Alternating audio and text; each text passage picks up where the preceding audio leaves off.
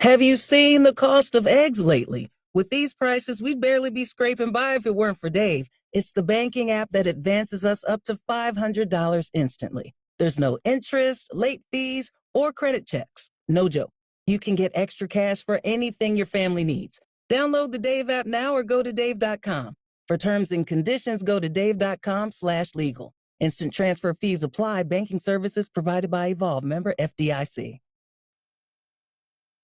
Will They Find a Home? Sponsored by Geico. Susan has always wanted to live in a chateau. I like a certain je ne sais quoi. While Jake is more into the Cape Cod style home. It's a classic look. Compromise is tough, but these two won't have to compromise when they bundle home and car insurance with Geico. It's easy, and they could save even more. In the end, Susan and Jake found a Cape Cod style home where they will only speak French. Bonjour, je t'aime, merci beaucoup, and cordon bleu. You'll get better with time. Bundling without compromise at geico.com.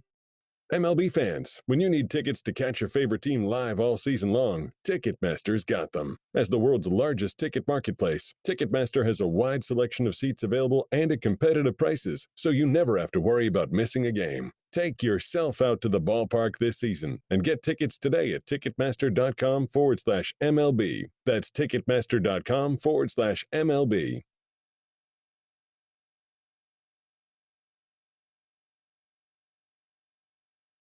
With groceries and housing costs at an all-time high, you're probably looking for new ways to cut costs in the new year. Like no more trips, restaurants, movies, basically no more fun. There's a better solution. With Rocket Money, you can track your spending, cancel unwanted subscriptions, and lower your bills. Users save an average of $720 a year. With Rocket Money, you can get your finances back in black, so you don't have to stop doing everything you love to do. To learn more, go to rocketmoney.com/gameday or download the Rocket Money app from the Apple app or Google Play stores.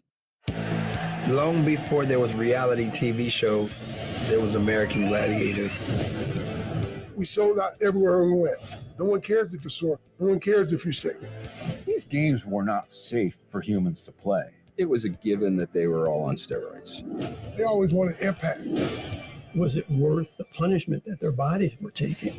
30 for 30 presents the American Gladiators documentary, Part 1, tomorrow at 8:30 Eastern on ESPN. Streaming same night on ESPN+. Greeny. LeBron is definitely not retiring. Definitely not. Never listen to what a player says about his future in the frustrated moments after a defeat that ends his season. Weekday mornings at 10 Eastern on ESPN Radio.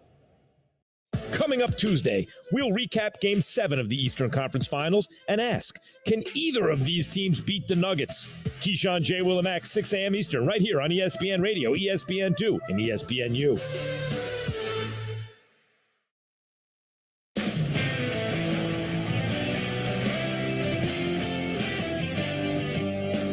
You're listening to the NBA on ESPN Radio and on the ESPN app. Kevin Winter with you inside our Granger studio. Tip coming up from TD Garden in Boston. Dave Pash, Doris Burke, Roz Godolini with the call. Celtics in the heat. Boston trying to become the first team ever to rally from down 3-0 to win a best-of-7. Meanwhile, for Eric Spoelstra's Miami Heat, not only are they trying to stem the tide on that, they need to bounce back after being 0.2 of a second away from the finals on Saturday night. Well, if you're a real competitor, and our guys in our locker room are competitors to their souls, you understand how fragile that it can be, to win. And the thing that I love about our group is they have this incredible courage to put themselves out there in front of everybody to see and to judge and to compete for it.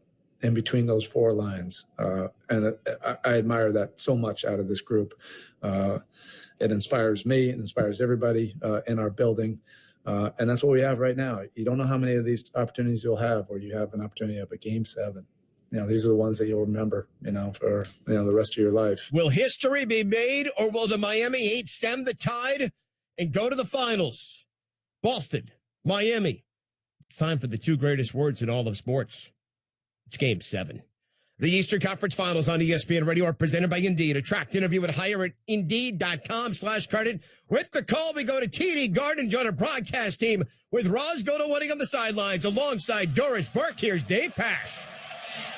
Kevin, this is not just any other Game 7. This is history.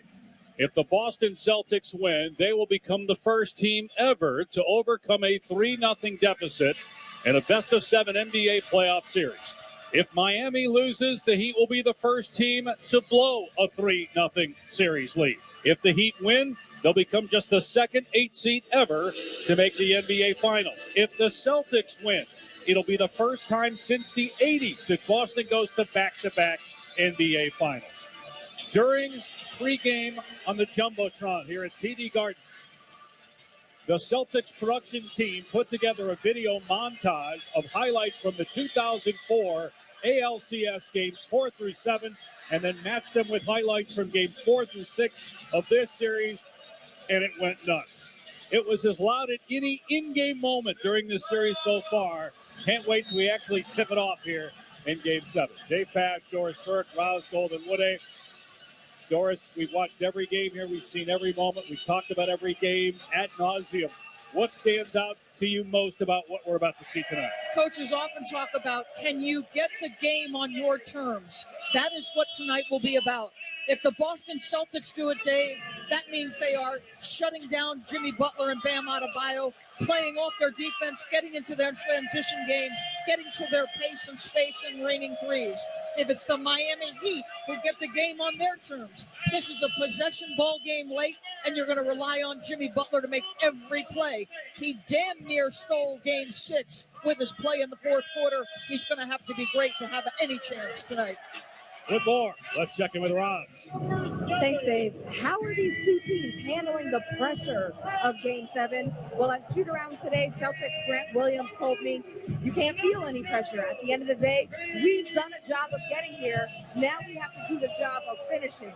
There's a prize at the end. Why not us? Why can't we have it? Why not go and take it? Because no one's going to give it to us. Well, on the other side for the Heat, Gabe Vincent had this perspective. We're making history either which way. What side of history do we want to be on, guys? All right, Roz, we are ready to start Game 7. It'll be the same starters for both teams that we saw in Game 6. Jaylen Brown, Jason Tatum, Al Horford, Derek White, the hero of Game 6, and Marcus Smart.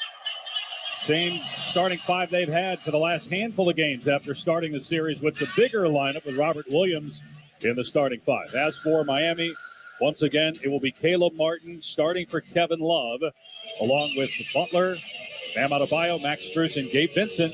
Malcolm Brogdon is available today for the Celtics after not playing in Game 6. And Gabe Vincent good to go after playing 41 minutes in Game 6 despite an ankle injury and not playing in Game 5. Miami will wear all black tonight.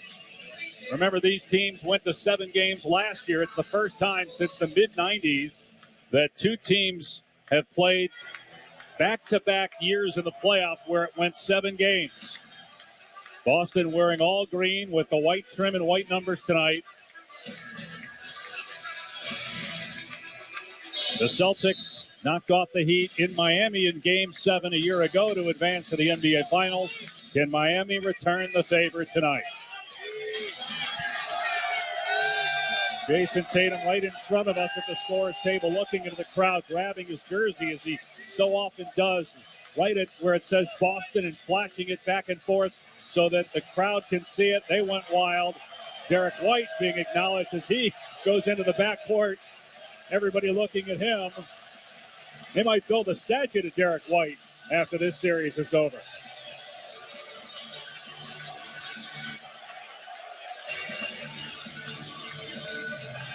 Our outstanding crew tonight, Scott Foster, Tony Brothers, John Goebel.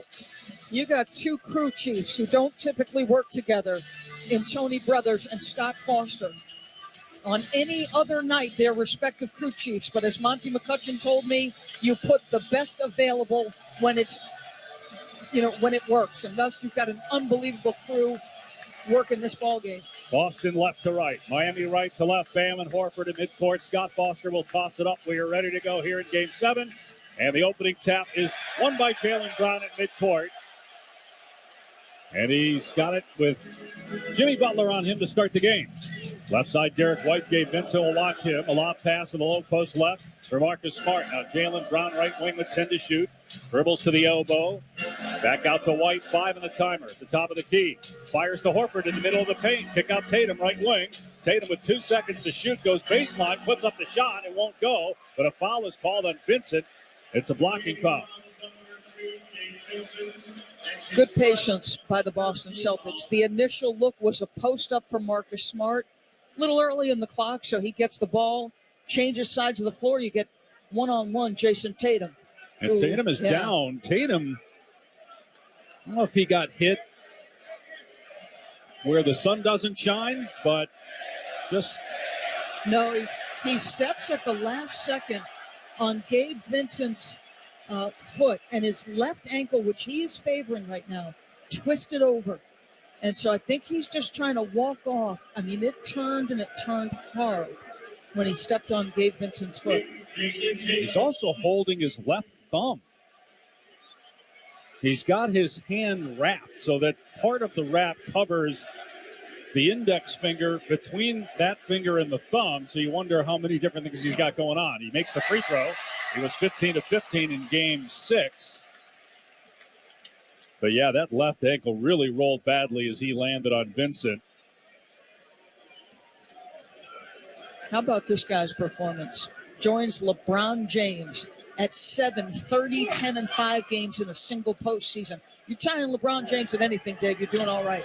He missed the second free throw, and he's hobbling back. He's going to stay in, but he is not moving very well right now. First possession for the Heat. Front court left is Vincent. Going to step inside the arc and put it up. He's short, and it's rebounded by Tatum.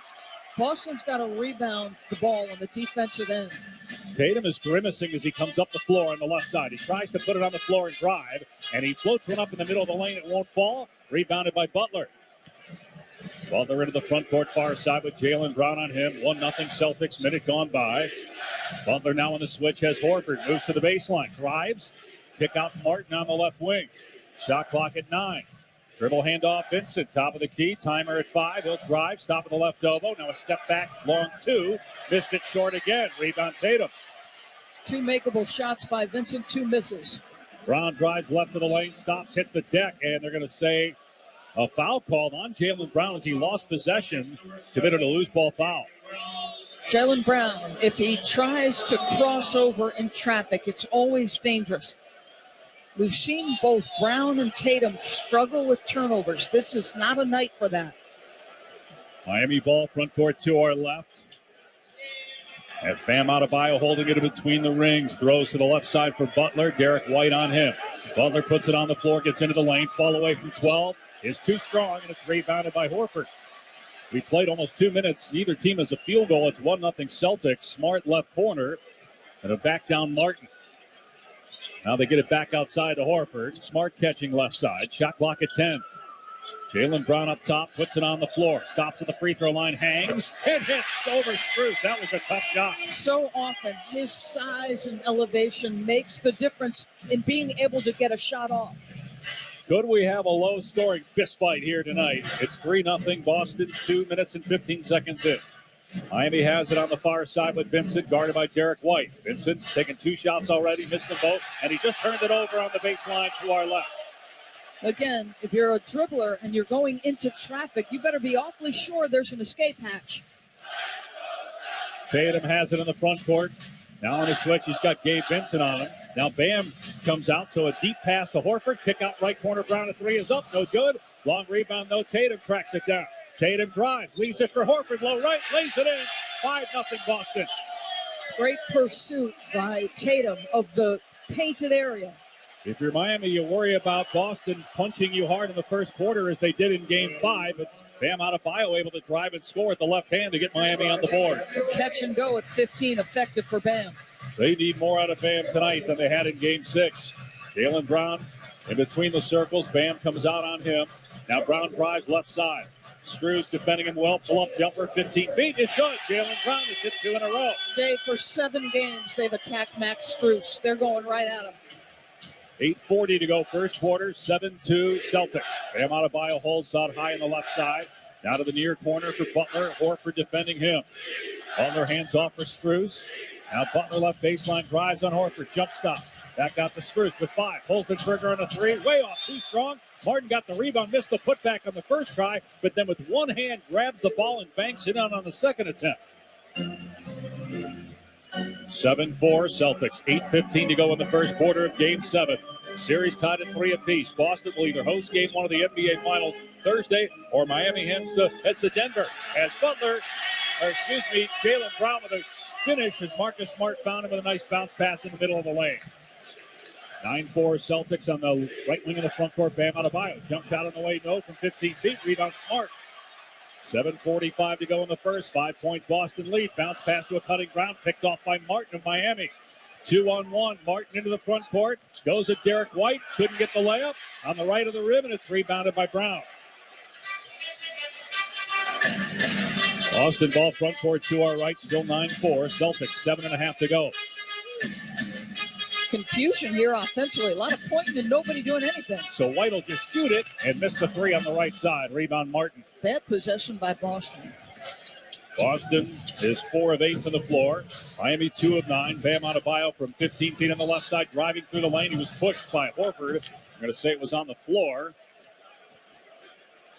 So one of the things immediately, this is 2 possessions ago when Jimmy Butler touched the paint. They have done an exceptional job making him a passer. Derek White and Jason Tatum in the last game just did a great job staying down on shot fakes and not allowing Jimmy any room to get comfortable. Bam with the catch at the top of the circle. Dribble handoff for Strus. Fires straight away 3. Not close. And it's rebounded by Tatum again. Poked to him by Marcus Smart. Jaylen Brown crosses the timeline, puts it on the floor, goes to the right-hand finger roll. He was short with it. He thought he was fouled. Miami ball. Bam in the front court. To the right corner, Martin. He'll put it up. And no good on the 3. Miami 2 for 12. And a timeout called by Boston after the Celtics got the rebound. Good start by the Boston Celtics. You're making your shots. You're hunting all the matchups you want. Just stop turning it over, and you'd have an even bigger lead. As the Heat shooting just 18% from the floor. It's Boston 9, Miami 4.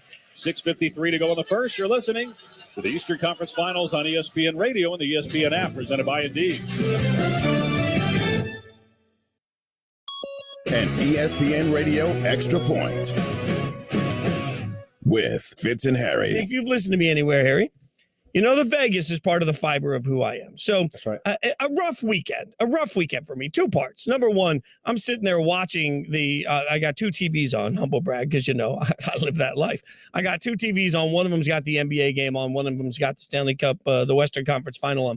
And I'm watching Vegas in just a back and forth. They go up 1-0. Dallas ties it 1-1 almost immediately later. They go up 2-1. Dallas ties it 2-2 almost immediately later. And then late in the third, great goal followed by another, all of a sudden 4-2. Dallas has now won 2 straight games. You and I had great plans. My birthday is Saturday, June 3rd. Saturday, June 3rd could be game 1 of the Stanley Cup Final in Las Vegas. We could be there. We could be hanging out. But Vegas has got to win this series. So I'm puckered up already. Just about like Vegas in general. My God, the Golden Knights did me no favors. It's finals time, where what happens next lives on forever, where history awaits. And seconds last for eternity. This time is for all time. The NBA Finals, presented by YouTube TV, begins June 1st on ABC. Hi, I'm Israel Gutierrez, host of the podcast ESPN Daily.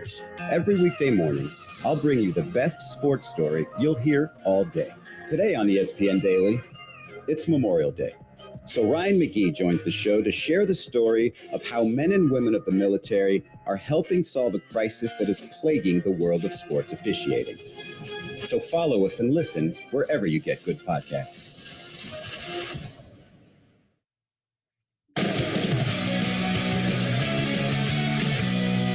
Kevin Winter with you inside our Granger Studios. Don't forget to log on to our Twitter account at NBA on ESPN Radio to vote in the Auto Zone in the Zone poll question. Who's going to get in the zone for tonight's Game 7? Bam Adebayo, Jimmy Butler, Jason Tatum, Jaylen Brown in the zone, brought to you by AutoZone. Free battery testing, free battery charging, and replacement batteries that fit your needs. That's what makes AutoZone America's #1 battery destination. Get in the zone, AutoZone. 6:53 to go in the opening quarter. Boston 9, Miami 4. Back to TD Garden with Roscoe to Wooding and Doris Burke. Here's Dave Pash. Well, we saw in Game 6, Kevin, Miami struggling from inside the arc, and that's happening again here to start Game 7. They have 11 field goal attempts. They've made 2. They are 1 for 9 on contested shots. Give Boston's defense credit. From 2-point territory to start this game, they were 2 for 8. Think about it. Bam and Butler were 6 for 22, 27% in the last game. So a tough start offensively again for Miami. And Bam and Butler tonight, 1 for 3. Butler's only taken 1 shot. 9-4, Boston leads. 6:50 to go in the first quarter of Game 7. Derek White's going to bring it up the court. Guarded by Vincent. He'll cross the timeline, stop at the Celtic logo, and move a little bit to his left. Shot clock at 10. White collides with the defender, but no whistle. Now a bounce pass to Horford in the paint. Kick out right corner. Smart at 3 is up. Too strong. And it's rebounded by Martin of Miami. Vincent in the forecourt to our left. Left-hand dribble. Works around the band screen. Stops to the elbow. Shoots and scores. Gave Vincent on the board. Dave, they went to the zone early tonight. Coming out of that timeout, Miami showed zone. Boston missed a 3. 9-6 midway through the first quarter. Lowest scoring game so far. Smart with a right-hand dribble, guarded by Bam. He stops, lobs to Horford, low post left, catches, tries to pass to Tatum, pass broken up. Tatum tracks it down, shot clock at 3. Smart drives, fires to the left wing. White, he'll let it fly, too strong, but there's Horford, offensive rebound, baseline right. Out to Tatum, top of the key. Leans in, fires to White. He'll shoot it again for 3. Short. Same spot, same result, but a foul inside on the rebound on Miami. It's going to be on Bam Adebayo. Now, I thought it was Max Strus. Was it Bam? Correct. You're right. Strus is first. He had 2 hands in the back of Jason Tatum, and Jason went flying out of bounds. So first on Strus, second team foul. Brogdon checks in for Boston. Remember, we didn't see him in Game 6. He's not wearing a sleeve. He had a sleeve on in Game 5, at least during warm-up, but he doesn't have it on now. Dealing with the tendon issue, coming out of the elbow. It is painful. It is swollen. He's got to just kind of contend with it. Jaylen Brown on the right wing, drive, stops at the foul line, falling away. Front rim, no. Rebound, Martin again. Already Martin with 5 boards. 9-6 Boston, 5.5 to go first quarter. Butler on the far side, guarded by Brogdon. Butler looking to attack, stops on the baseline. Nice bounce pass to Bam, but he gets stripped out of bounds. Baseline left, turned it over. Anytime Bam puts it on the floor, the Boston Celtics swarm. 3 guys collapse, they're reaching and slapping. Bam's got to be better with the ball. 5:15 to go in the first. 3-point Celtic lead. Tatum across the timeline, bounces to Derek White. They're letting White initiate the offense a lot tonight. He finds Jaylen Brown, head of the key to Brogdon on the left side. Shot clock at 7. Brown trying to put it on the floor, turns it over. Butler with a steal. Butler 1-on-3, goes middle of the lane, lays it home. He hung in the air and put it in. The turnovers, again, another one by Jaylen Brown. It's the one weakness of his game.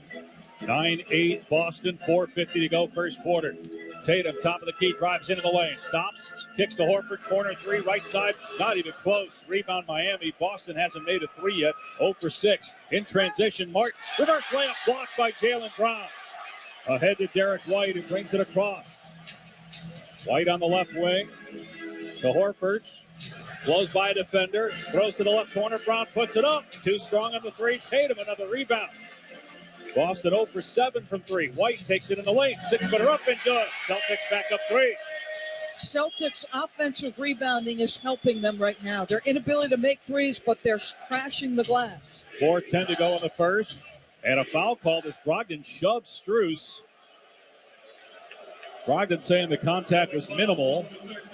That's the first on Brogdon. 3rd team foul against Boston. Grant Williams and Robert Williams come in. Horford and Tatum will go to the bench. This is unusual. Tatum, we've seen him play the first quarter an awful lot. He usually plays about the first 12 minutes. So interesting substitution change here. You wonder about that ankle that he hurt on the opening possession.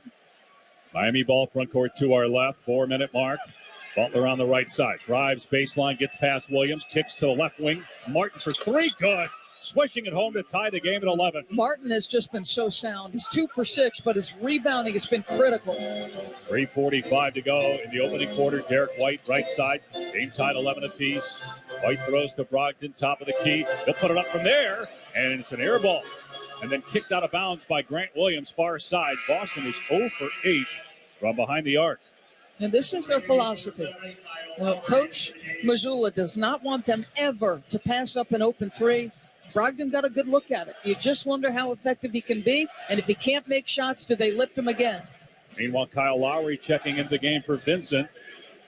Game tied at 11 with 3.5 to go in the first quarter. Miami 5 for 15. Boston 5 for 16 from the floor.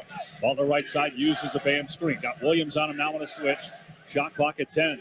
Struce left side. He'll pop for 3. Good. Max Struce gives Miami the lead. And Derek White was looking to pinch in on maybe a possible Jimmy Butler drive, but you got to be on there on the catch. 14-11 Heat, 3:15 to go. Brown drives and kicks right corner, and it's out of bounds. Boy, looked like Jaylen Brown could have taken that to the cup. He's got 3 turnovers, I believe, already. And he's mishandling the ball. It's almost like Jaylen Brown is pressing a little bit. The turnover's mounting. Up comes Marcus Smart off the bench. He'll check in at the next dead ball. 3-point Heat lead, 14-11 with 3:05 to go in the first quarter. Far side, Jimmy Butler got a defender in the air, but didn't take the shot. Now gets the ball back. Drives past Robert Williams, right side, stops, pops, hit from 12 feet on the right baseline. Miami leads it by 5. They're on a 12-2 run. Making Robert Williams guard in space. It's a tall task. 16-11 Heat with 2:45 to go. First quarter, Brogdon right side on the front court. Left-hand dribble, guarded by Adebayo. Back up top to Jaylen Brown. Drives into the paint, out of control, and he's fouled. He got tripped. And it was on the shot attempt. He missed it, but he'll shoot 2 when we come back. Going to call Bam Adebayo for the foul. That's his first. Third team foul. So, timeout with 2:34 to play. First quarter, Miami 16, Boston 11. This is the Eastern Conference Finals at ESPN Radio, ESPN app, presented by Indeed. Yo, check this out from Canty and Carlin. Quarter of game 2 and the first half of game 3. Yeah, that's me knocking over my water bottle. Not once. Everything goes sideways, and they look terrible. That sounds like I threw something into a garbage can. You see how I didn't break stride, though? This thing is like drinking out of a tank. But I don't understand why you have it so close when you can knock it over. I have fat hands. Canty and Carlin, weekdays at 3 Eastern on ESPN Radio and on the ESPN app. $1 million question. Traveled, obviously, last week. We did. How? Is there a signal or is there something politely to say to somebody at the airport you don't want to talk to them? Check out the SV Pod with Scott Van Pelt wherever you get your podcasts. Jason Fitz and Harry Douglas are Fitz and Harry. There are more people right now rooting against Lamar simply because he got paid than are rooting against Deshaun Watson, who has things far greater on his record than any of this conversation. The stupidity with which we are now talking about Lamar makes no sense. In my mind, this is very simple. A guy went out, fought for his value, got paid. Now he has an opportunity to prove everybody wrong, and I hope like hell he does. Fitz and Harry, weekdays at noon Eastern on ESPN Radio and on the ESPN app. You can't miss a moment with Greeny. Have I sort of overdone it on the Aaron Rodgers stuff? Remember when Mike Tannenbaum suggested that the Jets take a quarterback and you almost smacked him in the face? I mean, I think my reaction to that was startlingly restrained. It's a miracle, I think, that I did not lay hands on that man. I wish they did that. The most insane thing I've ever heard a person say in my entire life. But he and I are no longer speaking. Greeny, weekday mornings at 10 Eastern on ESPN Radio. Plus, you can watch and listen on the ESPN app. Keyshawn, J. Will, and Max. Henry H. Rogers III tweeted, "How in the world do you and Key allow a Bronx-born and raised guy like Max to continue to jump on the bandwagon and say he's the leader of Laker Nation? How? He's a fraud.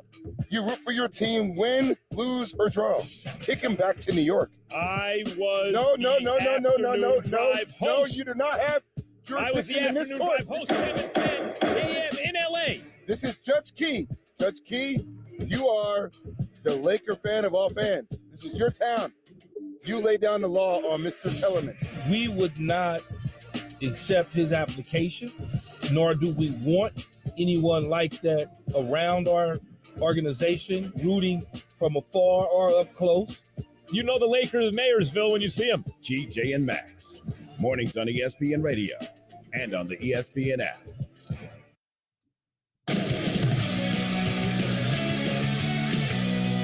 Kevin Winter Insider Granger Studio. Time now for Did You Know? Brought to you by Geico. Switch to Geico today and see all the ways you could save. It's easy. Simply go to geico.com to get a rate quote and get started seeing how much you could save. Did you know Heat head coach Eric Spoelstra coaching in his 8th Game 7 all-time, which is tied for the 5th most in NBA history. He is 4-3. Did you also know the Heat are in the midst of a 12-2 run? They've gone up 16-11 with 2.5 to play in the opening quarter. Before we rejoin Dave Pash and Doris Burke, here's Roscoe Whitting in the Garden. Thanks, Kevin. Doris pointed out that the Heat went to their zone defense early, and the Celtics are shooting 0 for 8 from 3. Today, Grant Williams said the Celtics feel they have more understanding of the zone and understand the mental challenge of missing the 3 ball. He said, we've gotten open looks. When shots don't fall, we've got to get offensive rebounds and create those extra opportunities, especially when they're in a zone. And just because the shot's not going down, don't think you're not getting good looks. The key is that they don't let the zone take away from their mental edge and discipline, guys. And also, Roz, not turning it over. Jaylen Brown with 3 already. Boston with 4. As a team, they have 5 field goals. You've given up 99, 97, and 103 points to Miami. They scuttled to score. Why are you helping fuel them with your turnovers? And to Roz's point now, with the 0 for 8, they are 7 for 43 over the last 2 games from three-point territory, Boston. Jaylen Brown gets the first free throw. He's got 7 points. Despite those turnovers, he had 3 field goals early on. Boston has missed 9 of its last 10 from the floor. It's 15-12. Heat lead. 2:34 to go first quarter. Jason Tatum still on the bench. Got to wonder about that left ankle. 0 for 1 from the floor as Tatum does have a point. Brown gets the second free throw. 15-13. Miami leading. Tatum off the bench and headed towards the scorer's table to come in at the next dead ball. Miami basketball, front court to our left. With Butler on the left side, guarded by Robert Williams. Butler keeps the dribble, drives middle of the lane, stops underneath, goes up, rejected by Williams. Smart has it into the front court, stops at the free throw line, and pulls it back out. And then takes a 3. It's a rainbow, but it's no good. And rebounded by Butler. Celtics 0 for 9 from 3. Butler, front court to our left, puts it on the deck behind the back dribble. Out of Lowry on the left wing. Lowry helped the Raptors win a title 4 years ago. He misses a 3 on the left side. Rebounded by Williams. Here come the Celtics left to right with Brogdon driving left of the lane. Goes to the left hand for a layup, and he missed it. And it's rebounded by Lowry of the Heat. Still a 2-point lead for Miami. A 3 from Martin right side. Got it. And the lead is back to 5 with 1:30 to go. You've got to identify shooters. Great job by Martin to sprint wide into three-point territory. 18-13 Miami. 1:25 remaining first quarter. Brown right side. Got Butler on him, but Butler's backed off of him by about 5 feet. Shot clock at 8. A screen to the left of Brown. He's going to drive to the right. Gets into the lane. In trouble. Puts up the shot right side. No good. Rebounded by Robert Williams. Goes back up. Puts up a bad shot from the left side, but kept it alive. Now ball in the left corner. Marcus Smart. He'll drive. Floater. It's a pass and catch and a dunk by Williams. Great alley-oop pass by Smart. Just a nice drive to the middle of the paint. Forces the rotation. Body comes off Robert Williams. Easy play. Inside a minute to go in the first. Butler at the free throw line. Hesitation drive and score at the left hand. What a great move by Butler with the bounce to get past Williams and score. 20-15 Miami. 40 seconds to go first quarter.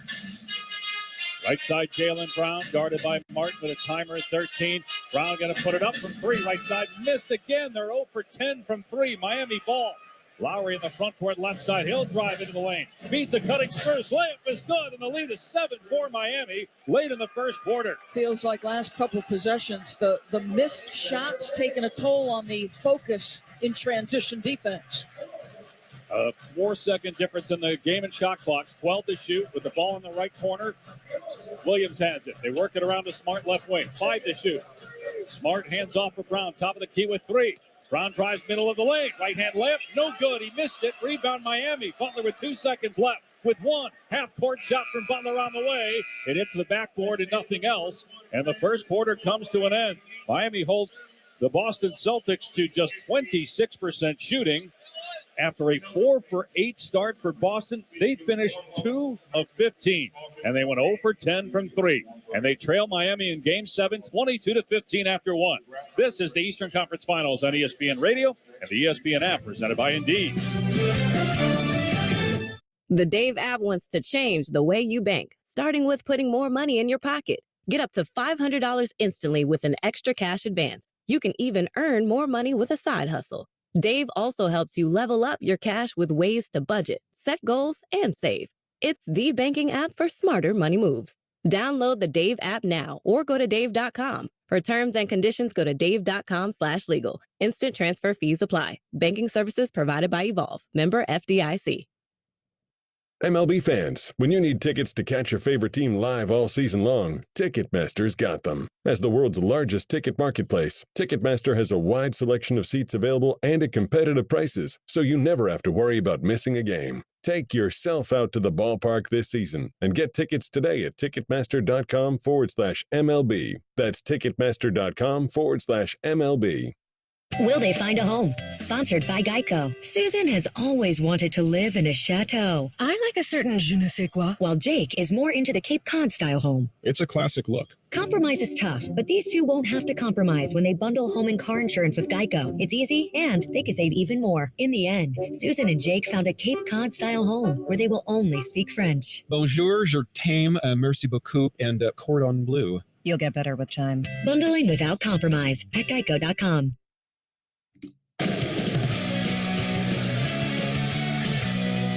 I'm Kevin Winter. Let's pause 10 seconds for station identification. You're listening to Game 7 of the Eastern Conference Finals on ESPN Radio and the ESPN app presented by Indeed.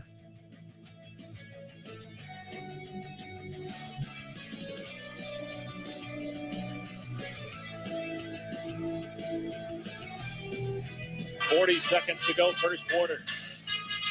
Right side, Jaylen Brown, guarded by Martin with a timer at 13. Brown going to put it up from 3. Right side, missed again. They're 0 for 10 from 3. Miami ball. Lowry in the front court, left side. He'll drive into the lane. Beats the cutting Spurs. Layup is good, and the lead is 7 for Miami late in the first quarter. That's where we are at the end of one. 22-15. The 15 points for Boston, tied for their fewest in the opening quarter in any game this regular season. Roscoe Away. Yeah, after the devastating last-second buzzer-beating putback by Derek White that forced this Game 7, Coach Spoelstra told me he didn't have to say a lot to his team to get them emotionally ready to rebound and ready to play tonight. Before the game, he told us, we have a very resilient group, a quality that I admire, the ability to get down and not feel sorry for ourselves. You got to get up, dust yourself off, and get back in the fight. Guys, the Heat are not here to feel sorry. Great start for Miami, leading 22-15, opening seconds of the second quarter. Miami ball. Left side is Duncan Robinson, guarded by Smart, puts it on the floor. He's going to put it up for 3, and he can't hit it, and it's rebounded by Horford. Tatum back on the floor, brings it across the timeline, favoring that left ankle again. Kicks to the left corner, gets it back left wing. Rocked it up top, long 3 is on the way, no good. They're 0 for 11. Rebound Lowry in the far corner. Miami ball, Lowry into the front court for Bam Adebayo. Highsmith is in the game. We didn't see him in Game 6. He's replacing Butler. Lowry long 2 from the top of the key. Off target, out of bounds, far side. Last touch by Brogdon. It will stay with Miami. Hayward Highsmith hustling to put the pressure on Brogdon to make sure he gets that ball. Made all the difference in that possession. Miami will inbound far side of the floor. In the front court, 45 seconds into the second quarter. Lob to Bam Adebayo. Catching on the right side, handing for Duncan Robinson. Around the screen to the right, pulls the trigger. Good on the 3. Al Horford's in drop on the pick and roll, and he was 10 feet from Robinson. That's shooting practice. The lead is 10 for Miami, 25-15, opening minute of the second quarter. The bench for Boston has not been good so far. Brogdon right side, stops and tried to hit Tatum, almost threw it away. Tatum saved it on the far sideline. Shot clock at 5. Poked away. Highsmith got the steal. 2-on-1. Vincent gets it back to Highsmith. Right-hand layup good. It's a 12-point lead for the Heat. Boston looks miserable. And a timeout by Joe Mazzulla. Another turnover. So Miami playing off your turnovers and your missed threes is fueling a transition game that now has a 9-zip advantage. And again, feel like we've said it a lot, but you got to wonder about the health of Tatum. He's only taken 1 shot from the floor, has just 1 point. It's 27-15. Heat leads, 10:41 to go in the second quarter. You're listening to the Eastern Conference Finals on ESPN Radio and the ESPN app, presented by Indeed. Netflix, Amazon Prime, HBO, Showtime. Do you feel like your streaming subscriptions are out of control? Why not start the new year off right and cancel the ones you're not using? Enter the Rocket Money app. Rocket Money organizes your subscriptions by due date and notifies you when something is coming up. From there, decide whether to keep it or cancel it with just a tap. To find out more about Rocket Money, go to rocketmoney.com/gameday or download the Rocket Money app from the Apple app or Google Play stores. Rocket Money, the finance app that works for you. The Hoop Collective Podcast. There was an assumption that maybe Portland would be very interested in moving its pick based on the stuff that Dame Millard and Joe Cronin, their GM, said at the end of the regular season. Well, if Portland's pick's not available, then Dame might be. There you go. Right. They might try to keep Dame and the pick and see if they can make it work, and to which I would offer them good luck. But yes, I was going to say, I think Dame's made it pretty clear he's not trying to walk that line. The Hoop Collective Podcast. Listen on the ESPN app or wherever you listen to podcasts. The biggest names in sports are on ESPN Radio. Tyrese Maxey now joining us courtside. It was a big-time win, man. We let the game kind of slip away from us, but to be resilient like that and everybody make plays down the stretch, that was big time. Stephen Curry with us here on ESPN Radio. Honestly, it's hard for a lot of guys on our team because they're capable of contributing, but sometimes the opportunity isn't always there, but the message is stay ready. Josh Hart is joining us. 6 years I've been waiting to get into the playoffs, man, so I'm not taking it for granted. I'm playing as long as I can, every second I can, and I'm just taking it all in. Visiting with D'Angelo Russell. I'm a product of my environment. Honestly, I got to brush shoulders with some of the greats and just learned a lot of things from being in their system and their organizations. Klay Thompson joining us. I can hear how tired you are, brother. Oh, PJ, I feel great. I got another quarter in. Great. I don't know about all that. The biggest names in sports come here, and it all starts weekday mornings with Keyshawn, J. Will, and Max, and continues all day. This is ESPN Radio.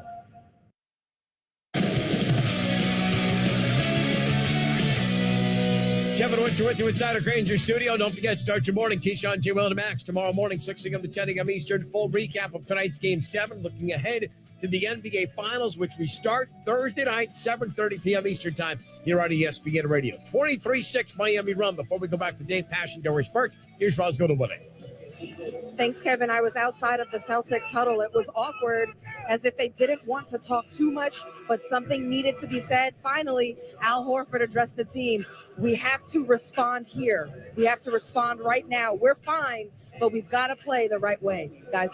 Well, since they've gone, Ross, to the bench, Malcolm Brogdon and Grant Williams are both minus 15. Boston is down 12. Give Miami credit. They have played 3 possessions of zone already. Boston is 0 for 3 from 3. They're 6 for 21 against their man. And I'll tell you this, you better find some offense quick if you're the Boston Celtics. You got 15 points on the board and 10:41 remaining in the second. And Tatum has taken 1 shot. Remember, the first quarter, they put up 35 in Game 5, better than 30 in Game 6. Minute and a half into the second quarter, Derek White, right side, shoots a 3. It's a complete brick, and it's rebounded by Bam Adebayo. They're 0 for 12. Lowry, front court to our left, stops at the elbow. Fires to the right wing for Highsmith, who did not play in Game 6, despite a terrific Game 5. Robinson at the hash mark. Got it to Bam Adebayo, trying to back down the smaller defender, Smart. Right elbow, shot clock at 5, turns right shoulder, shoots, around and out, rebounded by Horford. Smart to the front court on the far side. Throws it to White, right wing, back to Horford, top of the key, shoots, scores. Finally, Boston hits a 3, and that brings the crowd to its feet. That was starting to feel like the Rockets in 2018, who went 0 for 27. They were 0 for 12, Boston was, until that make. They're still 27% shooting overall. They trail by 9, 2.5 minutes into the second quarter. Bam Adebayo at the three-point line right. Handoff for Vincent. Facing up on the basket. He's going to fire a 3. Straight on, it's good. Another 3 for the Heat. The 4th for Miami, and the lead is 12 again. Jimmy Butler's on the bench, and Miami extending its lead. Smart right side, fouled by Vincent. They're going to say on the floor on a rip-through move, and then Vincent got the worst of that. Smart on the follow-through it. Accidentally caught Vincent above the neck. First foul on Miami. Second personal on Vincent. Martin's going to check in and replace Vincent. So you've gotten a steal and a bucket from Highsmith. Robinson is 1 for 2 from 3. Those support pieces important opportunistically tonight for Miami. Horford at the foul line, now looking to shoot. Now faces up, puts it on the floor, drives at the chest of Bam. Got it blocked on the shot attempt. Out of bounds, baseline right. Last touch by Boston. Wow, I thought that was out of bounds off Miami. Goebel had a great look at it, though, on that other side of the floor. It looks like it maybe went off the chest of Jaylen Brown. So Miami ball, leading by 12, 3 minutes into the second quarter. Heat 30, Celtics 18. Bam Adebayo, top of the key, driving right side, spins, drills Smart. Smart may have flopped, they didn't blow the whistle. Robinson now at the free throw line. Going for the steal is Brown, he stripped it away. And then a foul is called on Robinson. Will they call this a transition take foul or a clear path foul? Right now they're saying neither, but it is Boston ball as Robinson commits his first foul. I have to agree with what Roz heard in the huddle. If you're Al Horford, you got to respond here. And you don't want this to be a possession ball game late if you're the Boston Celtics. Not with the way these have gone. Bad alley-oop pass, broken up by the Heat. Smart was trying to hit Jaylen Brown, another turnover. Front court, corner right. Martin sizing it up, hits a three. He maybe has been Miami's best player in this series. 6 turnovers, 9 points off. And again, you've played great defense for 3 games to get back in, and you're helping a team that scuttles to score. Miami by 15 with 8:20 to go. Left side, Horford, swing it, Brown, left wing, a three is up and good. They've hit 2 in a row now after starting 0 for 12.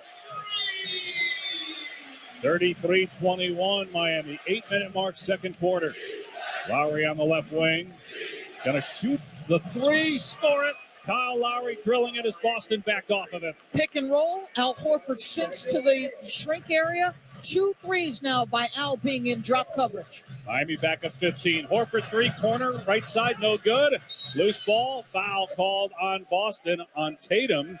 And that's the first on Tatum. He has as many fouls as points. Tatum does. Robert Williams going to check back in here. He's going to replace Marcus Smart. That puts the ball in the hands of Derek White.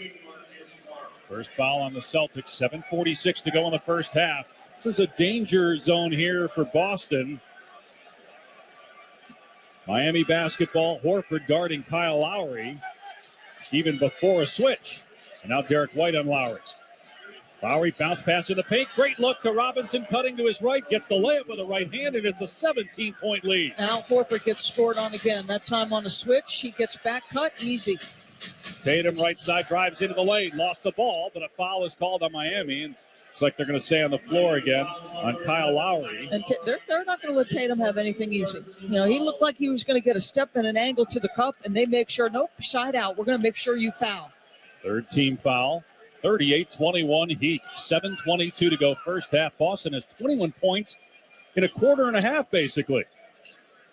Suffocating defense by Miami. Brown right side between the white dribble. The alley-oop pass and a dunk by Robert Williams in the middle of the lane.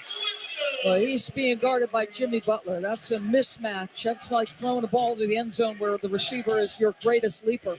Lowry right side drives, lost it off his foot. Loose ball, Tatum has it. Tatum into the front court. Challenged by Martin, but gets the layup. His first field goal. It comes at the 6:58 mark, and it brings Celtics back within 13. So you got a couple threes to fall. Jason Tatum jumps a passing lane, and essentially Kyle Lowry coughs it up, and you get a bucket on the other end. Big time. So at the 7-minute mark, it's 38-25 Miami. This is the Eastern Conference Finals on ESPN Radio and the ESPN app, presented by Indeed. ESPN's Zuba Mahenti.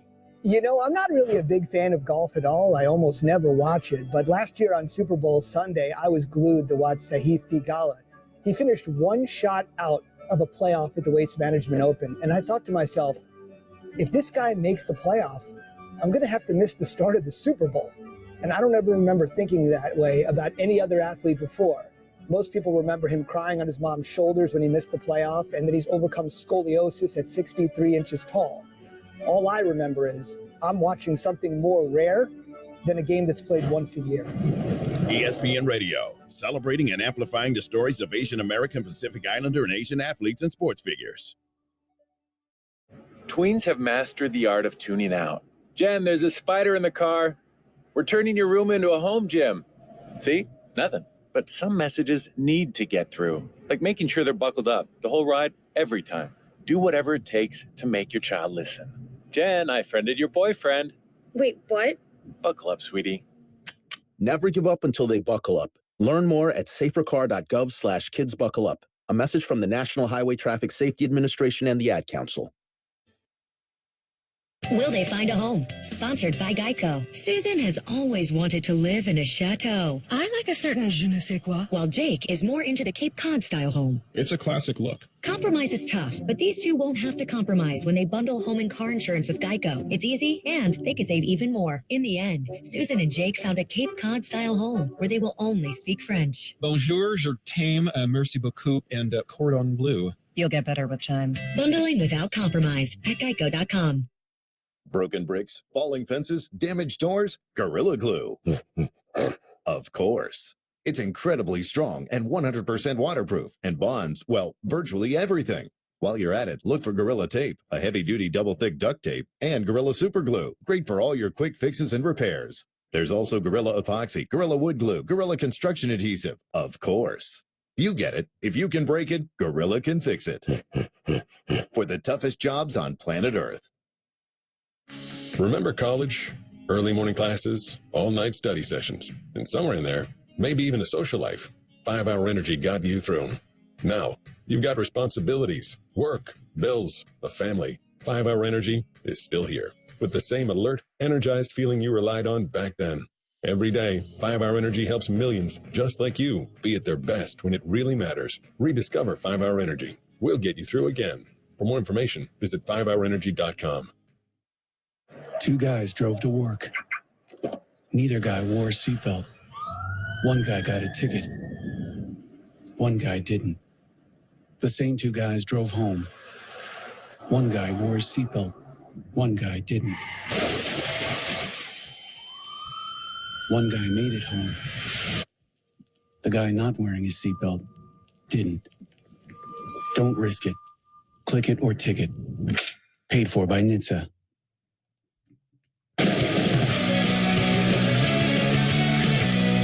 Kevin Winter inside our Granger studio. One advantage the analysts thought the Celtics had in this series coming in was the three-point shooting. But in Miami's wins, they had outshot Boston from distance. And already tonight, as we go inside the numbers, brought to you by FanDuel Sportsbook, an official sports betting partner of the NBA, Miami is 6 of 12. Boston, their shooting woes from distance continue. Just 2 of 15, but there's a 12-point Miami advantage. And the lead is 13, 38-25, midway through the second. Back to Dave Passion, Doris Burke, and Roz in Boston. And Kevin, Miami outscored Boston 14-6 when Butler was on the bench for the first 4:14 of that quarter. Meanwhile, in that Tatum basket, he was wincing. He's in pain. Don't know if it's the ankle, don't know if it's the hand, but Boston is back within 13. It's also a 12-2 advantage for Miami in transition. To me, that's a product of two things, Dave.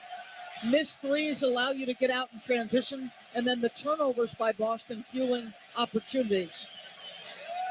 Crowd on its feet here in Game 7 with 6:58 to go.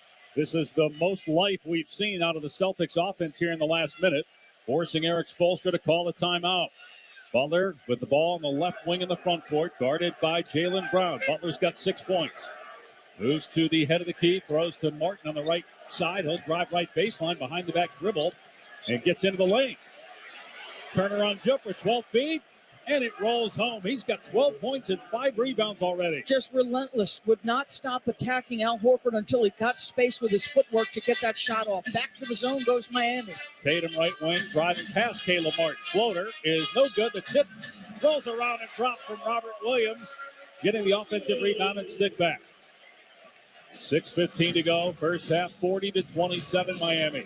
Martin drives left baseline. Layup is good with the right hand. Caleb Martin to the goal again. They haven't been able to guard the guy all series. He has had at least 14 points in every single game. Back to a 15-point Heat lead at the 6-minute mark of the first half. Tatum fires underneath. Jaylen Brown gets the layup with the right hand. Good look by Tatum. Got to stop exchanging baskets here if you're Boston, though. You got to start getting some stops. Robinson on the right side, drives, puts a shot up off the glass, no good, and Tatum tipped it to Jaylen Brown. Boston ball, 5.5 to go in the half, down 13. Brown front court to our right, on the left wing. Step back three, blocked by Robinson, loose ball off of Butler's back and tracked down by Miami under the basket. Jaylen Brown's decision-making is poor right now. You count that as a turnover, it should be, right? 4. For all intents and purposes from Jaylen Brown. Butler bounced past to Bam Adebayo, lost the ball at the high post right, and Derek White has it in the front court for the Celtics. Brown on the left wing. Got it to Tatum, guarded by Robinson. Tatum backs him down, spins baseline, puts it up and scores from about 6 feet away. They got into the mid-post area. Jason Tatum loves that spot on the floor. He can go fade away to the jump shot, that time leaning to the cup. Celtics fans rise up as one. 42-31 Miami. 4:45 to go in the half. Entry pass. Bam Adebayo, low post right. Facing up on Jaylen Brown. Drives into the lane. Kicks it out. Left wing Martin. Now to the left corner. Vincent puts up a three and got it. I'll tell you this. Martin has been hot, and he had a look, but he thought the better shot was the corner. That's unselfish from a guy who's working. Miami 7 of 13 from 3. 45-31 Heat, 4:15 to go. Second quarter. Right corner Tatum. Bad pass by Jaylen Brown. Tatum almost lost it. Got it though and finds White. Left wing three is good from White. Jaylen Brown got to settle down though, Dave. Some of these passes just squeezing into tight windows. Boston just 3 of 17 from 3. Bam Adebayo blocked by Williams, but a foul is called. Left of the rim. That is the first on Williams and the second team foul on Boston with 4 minutes on the clock. Well, we got the benefit of second replay here. The crowd reacting to it. I think probably enough body contact and arm contact that this is a good call. And so Bam Adebayo will shoot the first free throws of the game for the Heat. How about that? Haven't taken a foul shot yet. They don't need to. They're shooting 6 for 12 from 3. Still a 9-point edge from the arc. Just 2 points for Bam. By the way, they changed a 3 by Vincent to a 2. That's why it's 44-34. Now 45 as Bam gets the first foul shot. Marcus Smart back into the game. Robert Williams to the bench for the Celtics. One more free throw here for Bam Adebayo. I feel like Robert Williams was the one bright spot off the bench for Boston. He's got 6 points and 3 boards in 8 minutes. Adebayo ready for a second foul shot. Into a sea of waving arms from Celtic fans to our left, but he makes it anyway.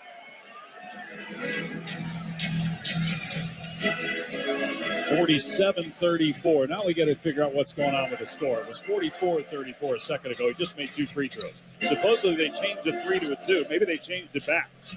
Marcus Smart, left wing, fouled by Bam Adebayo. Bam, upset, takes the ball, places it on the floor, and rolls it. Second foul on him. 4th team foul, so next common foul by Miami. Boston will be shooting. Shot clock at 14, obviously, here. So they did change that Vincent basket back to a 3 when they had Smart left corner, puts it up for 3. Around and out, and loose ball. Rebound by Butler. 3.5 to go in the first half. Miami 47, Boston 34. Bam into the front court. Throws to the left wing and Vincent. Driving right side. Stops at the elbow. Good defense by Brown. Out pass to the low post right. On the block, Butler facing up. Shoots from 10 feet. No good. Martin comes in and deflects it off of the Celtic out of bounds. Baseline left. So we've seen Hayward Highsmith create a possession by doing exactly the same thing. That time, Caleb Martin. So the pursuit of the ball is putting pressure on Boston, and you get 2 extra possessions just from hustle. 3:19 to go in the first half. Miami ball up 13. Lob pass to Bam Adebayo out high. Handoff for Strus. On the left wing about 35 feet away. Shot clock at 8. Strus hoists a 3 from the left side and almost banked it in. I don't know why he shot that. Rebound by Tatum. There's still 7 seconds on the shot clock. Horford top of the key. He'll shoot. Miss a 3. Offensive rebound by Derek White. Pulls it back out with 3 minutes to go. Boston down 13. Tatum left wing. Dribble drive, step back long two. Front rim, no. Rebound Butler. 2:45 left in the half. Heat ball. They have been in control throughout this first half. Butler on the right side. And they're going to call an offensive foul here on Bam Adebayo on the screen. That is 3 on him. Feels like it may take something like that for Boston to get back in the game, because now Eric Spoelstra's got to take him out. And he doesn't want to put Zeller in. He's going to put Highsmith in, so they're going really small here. And he's screaming at Scott Foster. And Scott, one of those officials who just lets it in one ear, out the other. But Spo is, pretty upset at that foul call. Tatum across the timeline on the right side with 2.5 to go in the half. He's got Highsmith on him. Left-hand dribble. Now on the switch. Vincent guarding him. Tatum lob for Horford. Catches and kicks. Left corner three. Smart, good. And the lead is 10 with 2:24 to go. Boston, that three has been such a significant driver of success all year. 47-37. Crowd coming alive again in Game 7. Vincent far side now moves to his left. Long two on the way. Short. Long rebound to Martin. Now Butler baseline left. Puts up an 8-footer. Can't get it. Rebounded by Tatum. 2 minutes to go in the half. Tatum across the line to Brown on the right wing. Back to Tatum up top. Tatum with a jab step. Now drives into the lane. Lane with the right hand is good. And it's 47-39 Miami. Minute 45 to go in the half. Once he got the angle on Highsmith, that's an easy play for Jason. Right down the teeth. Vincent left wing drives past Horford. Goes behind the rim and feeds Butler. Corner three right side. Butler nails it. He doesn't take many of those, Dave. He's opportunistic with three, but I think he sensed the momentum shift. Big bucket. 50-39 Miami. 1:25 to go in the half. Smart right corner. Fires up top to White. Swing it left side. It's broken up by Butler, and then he's fouled by Jaylen Brown. And this is called a loose ball foul. They could call that a transition take foul, but it doesn't look like they're going to. Dave, the difference in this ball game right now, it's 11-point difference. That is Boston's 7th turnover. If they score on this, they're going to get 11 points. The exact differential in this ball game right now. Boston helping Miami. Jaylen Brown picks up his second foul, first in the last 2 minutes. So it's Miami ball up 11, 1:15 to go. In between the circles, about 40 feet away is Butler, dribbling it on the right side, just pounding it into the floor. Guarded by Derek White. Moves to his right now. Butler standing at the three-point line, drives into the paint, jump stop, shoots and hit from about 8 feet. Jimmy Butler into double figures now with 11. 5 straight Miami points to go back up 13 inside a minute to play in the first half. Marcus Smart, left hash mark. Now drive to the elbow left. Now backing down his man, shoots and scores from 4 feet over Vincent. Again, there's certain points with Vincent on the floor or Strus. They just attack those guys because they like either matchup. 52-41 Miami. 35 seconds to go in the half. Shot clock at 10. Butler left side. Drives to the right elbow, keeps dribbling. His floater is no good. Rebounded by Horford. There's a 3-second difference in the game in shot clocks. See how Boston executes. Miami is out of the zone into their man-to-man. Highsmith gets the assignment on Tatum. Mazzulla calling out a play. Shot clock at 10. Tatum on the right wing. Vincent guarding him. Now with 7 to shoot. Tatum between the leg dribble at the top of the circle with 4. Now a step back three from straight away. It's short. Long rebound Martin. 2 seconds left. Left wing pass. Highsmith. 3 at the buzzer. Way off. But Miami will take an 11-point lead to the locker room. That last possession, they hunted Max Strus. They brought him up to the point of the screen, had to get 2 switches. Tatum just can't make the shot. Boston fans are stunned at halftime. Will they be stunned in 24 more minutes? Because their team right now in trouble, down 11. Every time Boston made a little response, Miami came right back with a right hook. And at the end of the first half, it's the Heat 52, the Celtics 41. Let's send it out to Kevin Winter in the studio with the AutoZone halftime report. Dave Doris Roswell makes AutoZone America's #1 battery destination. They offer free battery testing and charging and reliable replacement batteries, and they've always got your battery solution to get in the zone. AutoZone coming up on the AutoZone halftime report. We'll dive deeper into the story that is dominating the off-the-court headlines in the NBA. Nick Nurse is now set to become the new head coach of the Philadelphia 76ers. Why did he take the job, and how does he impact Joel Embiid as Philadelphia tries to snap a 40-year drought without winning an NBA championship. Here at the half in Game 7 of the Eastern Conference Finals, the Miami Heat put on a clinic, leading Boston 52-41. This is Game 7 on ESPN Radio, the ESPN app, presented by Indeed. Long before there was reality TV shows, there was American Gladiators. We sold out everywhere we went. No one cares if you're sore. No one cares if you're sick. These games were not safe for humans to play. It was a given that they were all on steroids. They always wanted impact. Was it worth the punishment that their bodies were taking? 30 for 30 presents the American Gladiators documentary, Part 1, tomorrow at 8:30 Eastern on ESPN. Streaming same night on ESPN+.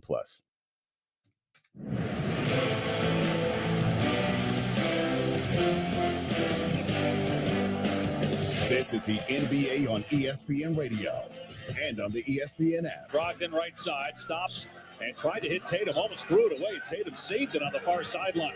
Shot clock at 5, poked away, Highsmith got the steal. 2-on-1, Vincent gets it back to Highsmith. Right-hand layup good. It's a 12-point lead for the Heat.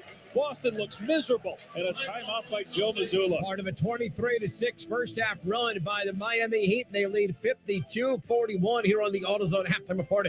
Brought to you by the makers of 5-Hour Energy. For more information, visit 5hourenergy.com. Game 7, more highlights, get you set for the second half in Boston as we try to figure out who punches their ticket to the NBA Finals. Meanwhile, off the court, ESPN NBA insider Adrian Wojnarowski had the report today that the Philadelphia 76ers are going to hire Nick Nurse as their next head coach. Both the Phoenix Suns and Sixers were engaged with Nurse's agent, Andy Miller, of Clutch Sports today. But ultimately, Nick Nurse goes to Philadelphia. Number one, the chance to coach the MVP, Joel Embiid, and Sixers president GM Daryl Morey. He worked with Nick Nurse in Houston. They have familiarity, history, certainly a lot of history between Nurse and the Sixers during his 5-year run in Toronto, including that 2019 playoff series on Nurse's way to winning that championship with the Raptors. But for the Sixers, really a significant hiring. Nick Nurse was highly in demand in this marketplace, and now they land Nick Nurse. They're working out details of the deal, both Andy Miller and Clutch and the Sixers right now. But he's committed to the Sixers, and now Phoenix's search continues on. But I think for the Sixers to replace Doc Rivers, championship coach in his own right, they're going to hire now another championship coach, Nick Nurse. Nick Nurse spent 5 seasons with the Toronto Raptors, won that championship in 2019, was also the NBA's coach of the year the following season. Meanwhile, with more on why this move came about, ESPN's Brian Windhorst on SportsCenter earlier tonight, starting, of course, with the question about Joel Embiid. Joel Embiid was a big factor in it. You know, this is one of the bigger coaching bidding wars we've seen in a few years. A couple years ago, the Suns won a bidding war for Monty Williams against the Lakers. The Suns were involved in another, battle to get Nick Nurse over the last several days. He was in position on both teams and went forward with the Sixers over the last 24 hours. Now, there's an interesting history here. Nick Nurse and Joel Embiid have had words with each other at times. They've been high-level competitors against each other. They've played against each other in 2 playoff series, each of them winning one. Of course, the famous one, the Kawhi Leonard shot that bounced in at the buzzer in 2019. So they know each other very well, and you get a coach with a championship, DNA, championship resume into Philadelphia, and he also has a long-standing relationship with Daryl Morey. They both worked for the Houston Rockets together, leading to this situation. It was one of the highest coveted jobs on the market, and Nick Nurse, one of the highest coveted coaches, and they came together. So now 2 of the jobs that were considered the most coveted, there was really 3, between Phoenix, between the Philadelphia 76ers and the Milwaukee Bucks. Here over this holiday weekend, it was Milwaukee hiring Adrian Griffin as their new head coach, and now, according to ESPN's Adrian Wojnarowski, Nick Nurse going to be hired as the next head coach of the Philadelphia 76ers. So this now leaves the Phoenix Suns, the Toronto Raptors, and the Detroit Pistons as teams who need a coach. Up next on the AutoZone halftime report, we get you set for the second half. Thoroughly dominating first half for Miami. 52-41, you're listening to the Eastern Conference Finals on ESPN Radio. The Dave app wants to change the way you bank, starting with putting more money in your pocket. Get up to $500 instantly with an extra cash advance. You can even earn more money with a side hustle. Dave also helps you level up your cash with ways to budget, set goals, and save. It's the banking app for smarter money moves. Download the Dave app now or go to dave.com. For terms and conditions, go to dave.com/legal. Instant transfer fees apply. Banking services provided by Evolve. Member FDIC. MLB fans, when you need tickets to catch your favorite team live all season long, Ticketmaster's got them. As the world's largest ticket marketplace, Ticketmaster has a wide selection of seats available and at competitive prices, so you never have to worry about missing a game. Take yourself out to the ballpark this season and get tickets today at Ticketmaster.com/MLB. That's Ticketmaster.com/MLB. Will they find a home? Sponsored by Geico. Sarah wants a yard. My own little paradise. Brad, however, hates yard work. The only thing I hate more than cutting the grass is paying someone to cut the grass. Compromise is tough, but these two won't have to compromise when they bundle home and car insurance with Geico. It's easy, and they could save even more. In the end, Sarah and Brad found a great home with a yard. A very, very small yard. Time to get it done. And I'm done. Bundling without compromise at geico.com. With groceries and housing costs at an all-time high, you're probably looking for new ways to cut costs in the new year. Like no more trips, restaurants, movies, basically no more fun. There's a better solution. With Rocket Money, you can track your spending, cancel unwanted subscriptions, and lower your bills. Users save an average of $720 a year. With Rocket Money, you can get your finances back in black, so you don't have to stop doing everything you love to do. To learn more, go to rocketmoney.com/gameday or download the Rocket Money app from the Apple app or Google Play stores. Greeny. LeBron is definitely not retiring. Definitely not. Never listen to what a player says about his future in the frustrated moments after a defeat that ends his season. Weekday mornings at 10 Eastern on ESPN Radio. Coming up Tuesday, we'll recap Game 7 of the Eastern Conference Finals and ask, can either of these teams beat the Nuggets? Keyshawn, J. Will, and Max, 6 a.m. Eastern, right here on ESPN Radio, ESPN2, and ESPNU.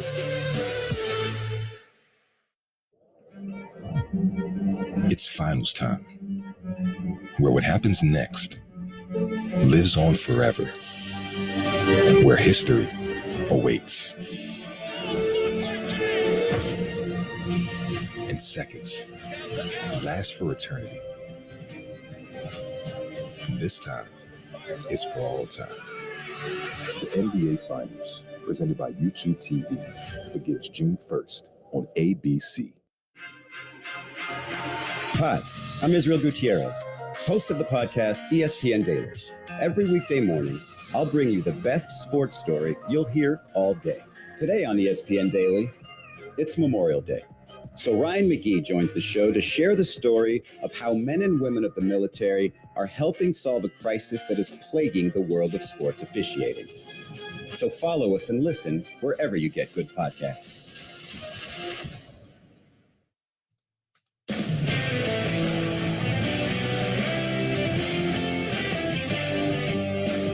You're listening to the NBA on ESPN Radio and on the ESPN app. Kevin Winter with you inside our Granger studio here on the AutoZone halftime report. Game 7, 9-4 start for the Boston Celtics. And then Miami said, well, that's enough of that. 40 seconds to go, first quarter. Right side, Jaylen Brown, guarded by Martin with a timer at 13. Brown going to put it up from 3. Right side, missed again. They're 0 for 10 from 3. Miami ball.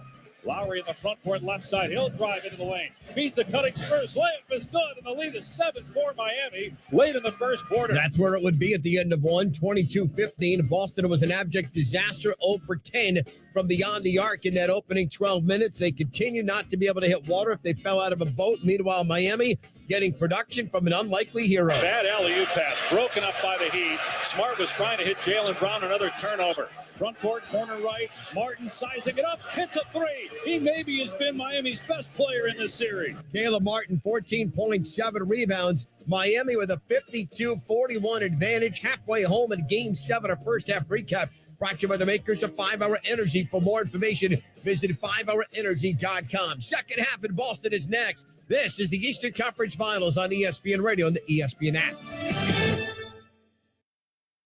Angie's List is now Angie, and we've heard a lot of theories about why. I thought it was an eco move. Fewer words, less paper. No, it was so you could say it faster. No, it's to be more iconic. Must be a tech thing. But those aren't quite right. It's because now you can compare upfront prices, book a service instantly, and even get your project handled from start to finish. Sounds easy. It is, and it makes us so much more than just a list. Get started at Angie.com. That's ANGI, or download the app today.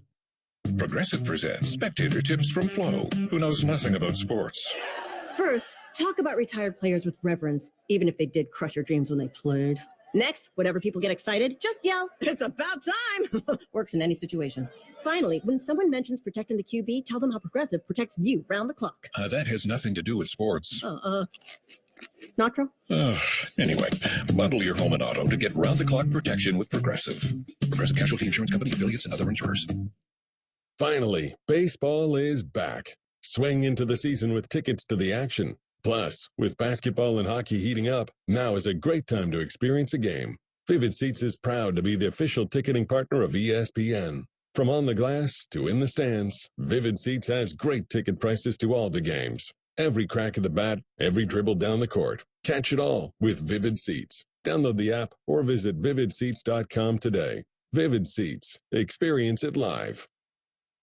5-Hour Energy wants to give you a $25,000 Eco Charger electric ATV. Just buy any 5-Hour Energy product, snap a photo of your receipt, and upload the photo at 5hecharge.com. You could win a $25,000 Eco Charger electric ATV.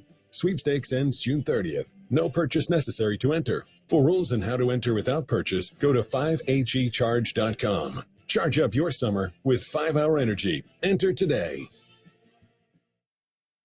Two guys drove to work. Neither guy wore a seatbelt. One guy got a ticket. One guy didn't.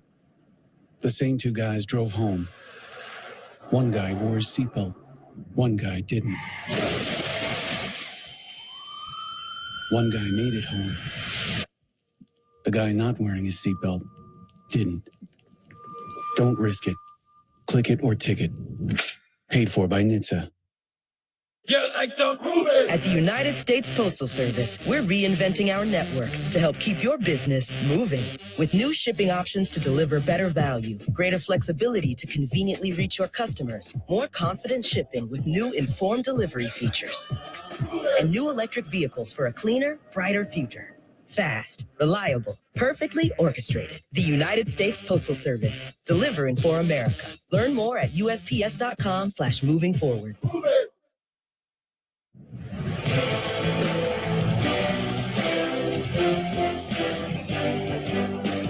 This is the NBA on ESPN Radio and on the ESPN app. I'm Kevin Winter. That'll do it for us on the AutoZone halftime report. Miami once led by 17. Their lead at the half is 11 as we get set to start the second half. Boston is shooting 11 of 56 from three in the last 6 quarters. At some point, this isn't just your bad shooting. This is Miami making you take bad shots and miss these shots. Back for the second half to find out who goes to the finals with Roscoe Lewin alongside Doris Burke. Here's Dave Pasch. And as Doris pointed out during the commercial break at halftime, it's also mental toughness, a big reason why Miami is up 11. The Heat 24 minutes away from a trip to the NBA Finals. Can the Celtics show some mental toughness? We saw that in Game 6. Can we see it here in Game 7? Well, Dave, I think you have to start addressing the Caleb Martin problem that you've got, because if the series ends tonight and Caleb puts together another strong half, the guy I'm going to vote for MVP is Caleb Martin. No question. They are a 12-2 advantage in transition. Caleb Martin's got 14 points on 10 shots. 5 shots are in transition. I mean, he's just beating you down the floor. You've got to find a level of grit and toughness right now if you're the Boston Celtics. I don't care if you miss 10 threes straight right now. You better make them miss. Martin also has 3 offensive rebounds, 7 rebounds in all, and a steal. Jaylen Brown, the leading scorer for Boston, with 13 points, but he had 3 turnovers, took some bad shots. Jason Tatum, 3 for 7 from the floor, 7 points. Hard to tell if it's the ankle or the hand, and I'm pretty sure that he just came onto the floor late.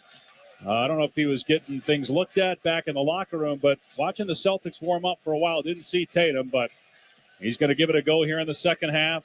Boston down 11. By the way, Mike Martino, our producer, just gave us this. Miami has won 41 consecutive playoff games when leading by double figures at halftime. Think about that. 41 in a row.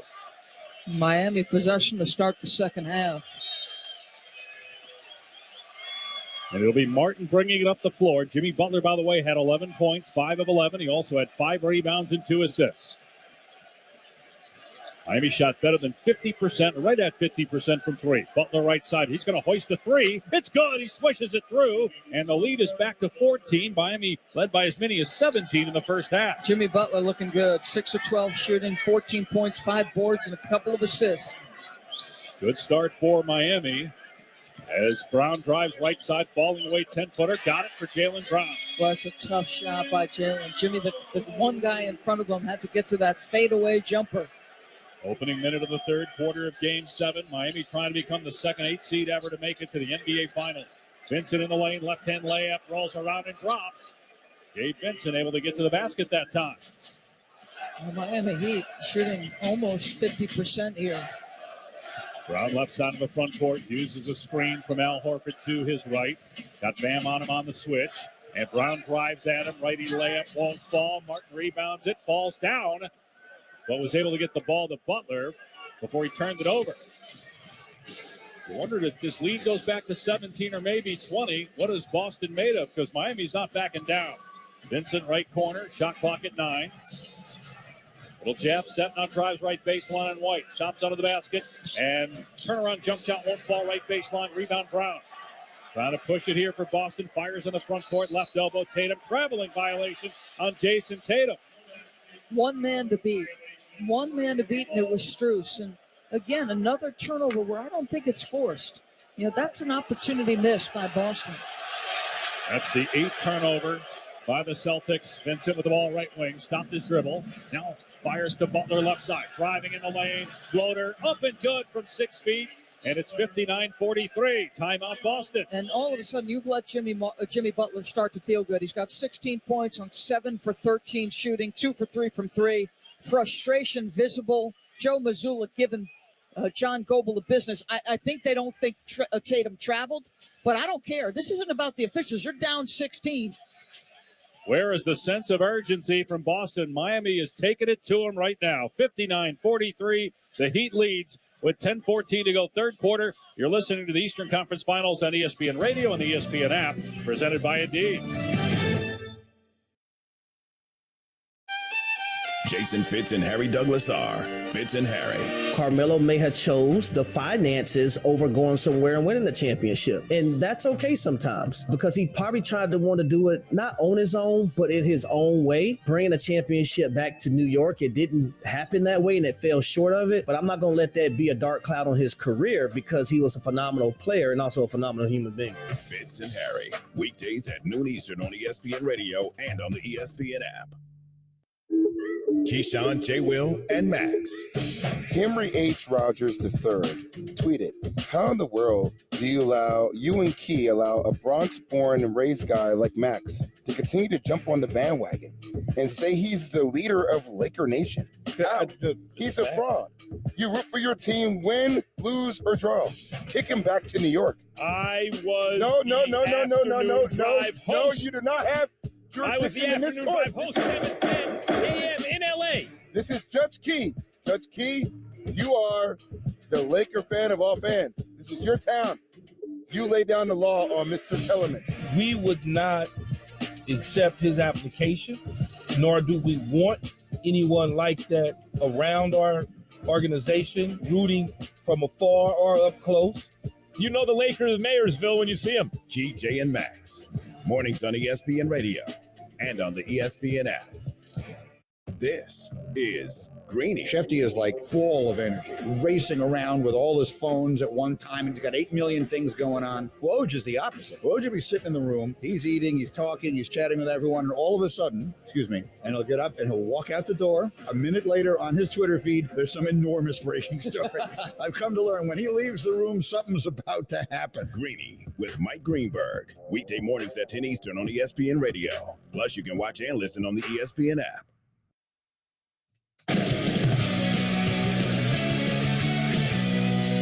Kevin Richard with you inside a Granger studio. I want to take everyone back to last year in the Eastern Conference Finals. The Miami Heat went into Boston in Game 6, trailing the series 3-2. Many thought the Celtics would roll.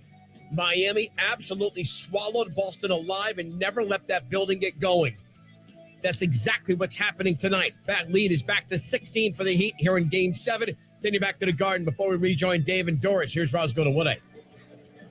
Thanks, Kevin. At halftime, I heard from Celtics coach Mazzulla, and he said the effort was there, even though the shot's not falling. Now, against the zone, he wants quicker passes, and he can't let their physicality disrupt us. So even though things not going their way, he's asking his team to push through and stay with it. Guys. All right, Roz. Right now, Miami's in command. They've been in command since it was 11-11. Plus 15 from the three-point line, plus 10 in transition. And frankly, I said it to start the series, they're the most tough team. You've dropped 3 straight. Have you let it hang your head? Nope, they're just playing ball tonight. Not only dropping 3 straight as Vincent knocks it out of bounds, almost got a steal in the backcourt, but it's how they won Game 6 and how Miami lost Game 6 to be able to bounce back from that. Eric Spoelstra said it today. Game 7s aren't for everybody. We're ready for it. We're not for everybody either. Derek White can't get it in bounds in the backcourt. Finally does the smart as Miami is harassing the Celtics on both ends of the floor right now. They get it across the timeline 2 minutes into the second half. 16-point Heat lead. Zone defense, Tatum high post, turnaround jumper, hit the backboard and missed. Rebound, Bam Adebayo. With this lineup, they put Tatum at the free throw line, not Horford against that zone. He just couldn't knock it down. Butler right side. He's starting to get going here. Drives righty left, front rim, no. Rebound Horford. 5-on-4 for Boston if they hurry. White left side. Dribble drive. Gets caught in the air. Missed the shot off the glass, but fouled by Butler, who was getting back in transition. And so Boston, which took just 4 free throws in the first half. In fact, both teams a combined 5 for 6 at the line. White will shoot 2 with Butler getting his first foul. Jimmy had fallen down below the baseline on that play offensively. That's why he was so late coming up the floor. He was at a deficit at the start. White gets the first free throw. Robert Williams, who, as you pointed out, Doris, was had good production in that first half. He's going to come in and replace Al Horford here. Yeah, 6 points, 3 boards. He was still -8, but the entire team obviously was minus in the plus-minus box score. We'll see about Brogdon, too. He just didn't look like himself. 0 for 3, 0 for 2 from 3. Do we see Brogdon in the second half, or is that arm just giving him too much trouble? White second foul shot on the way, and good. 59-45 Miami. Game 7, 9.5 to go here in the third quarter. Martin into the front court, dribble handoff for Vincent at the hash mark left side. Moves to his right, around a screen, pull-up jumper 18 feet. Might have been partially blocked by Jaylen Brown. It's Boston ball. Miami gets back though on defense. Brown left wing, stop the dribble. Brown guarded by Vincent, drives to his left. Out to Smart, about 35 feet away from the basket with a shot clock at 8. Smart now top of the key. Fires to White right side. He'll put up a 3 and drills it. Derek White has scored the last 5 points. Boston back within 11. And that's with Max Strus in his grill.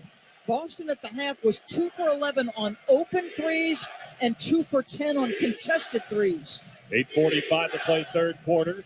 Butler left wing, defended by White. Butler right-hand dribble. To the right elbow, bounces to the corner, and Martin. Shot clock at 5. Butler on the right side. Driving, sidestep, long 2 on the way, around and out, and rebounded by Tatum. It's his 9th board. Brown in the front court. White left side. White driving in the lane.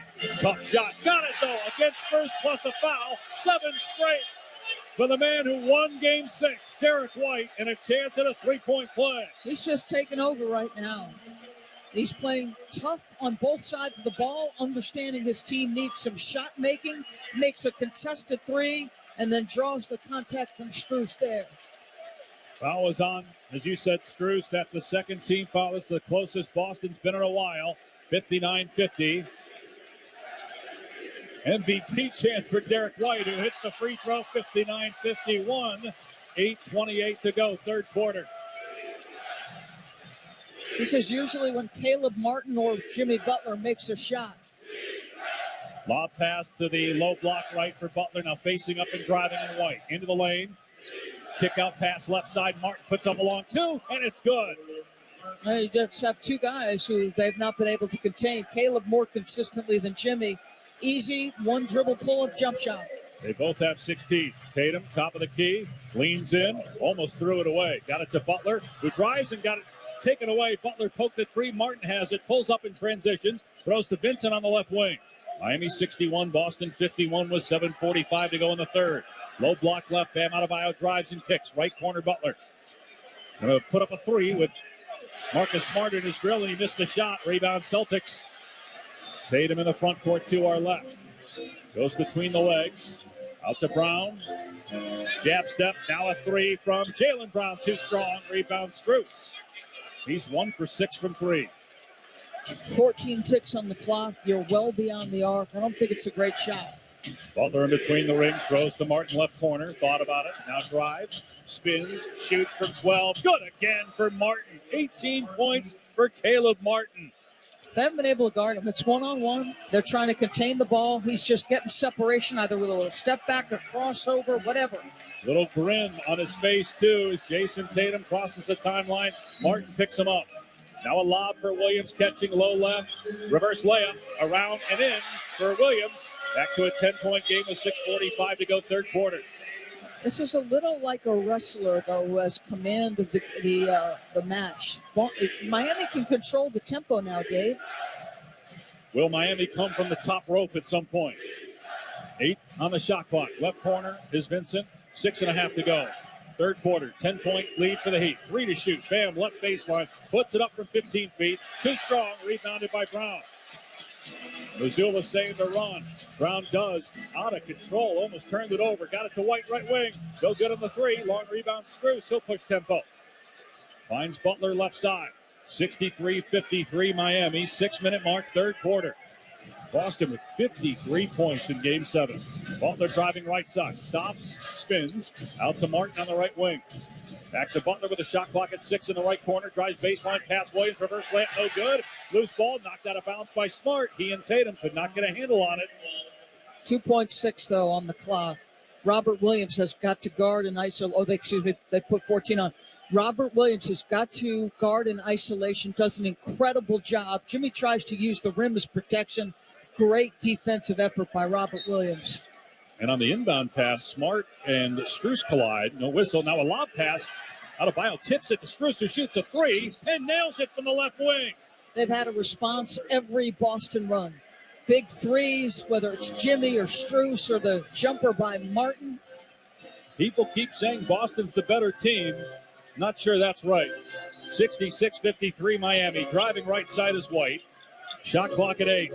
Out to Smart. Now Brown. Timer at 5. Brown with a hesitation dribble.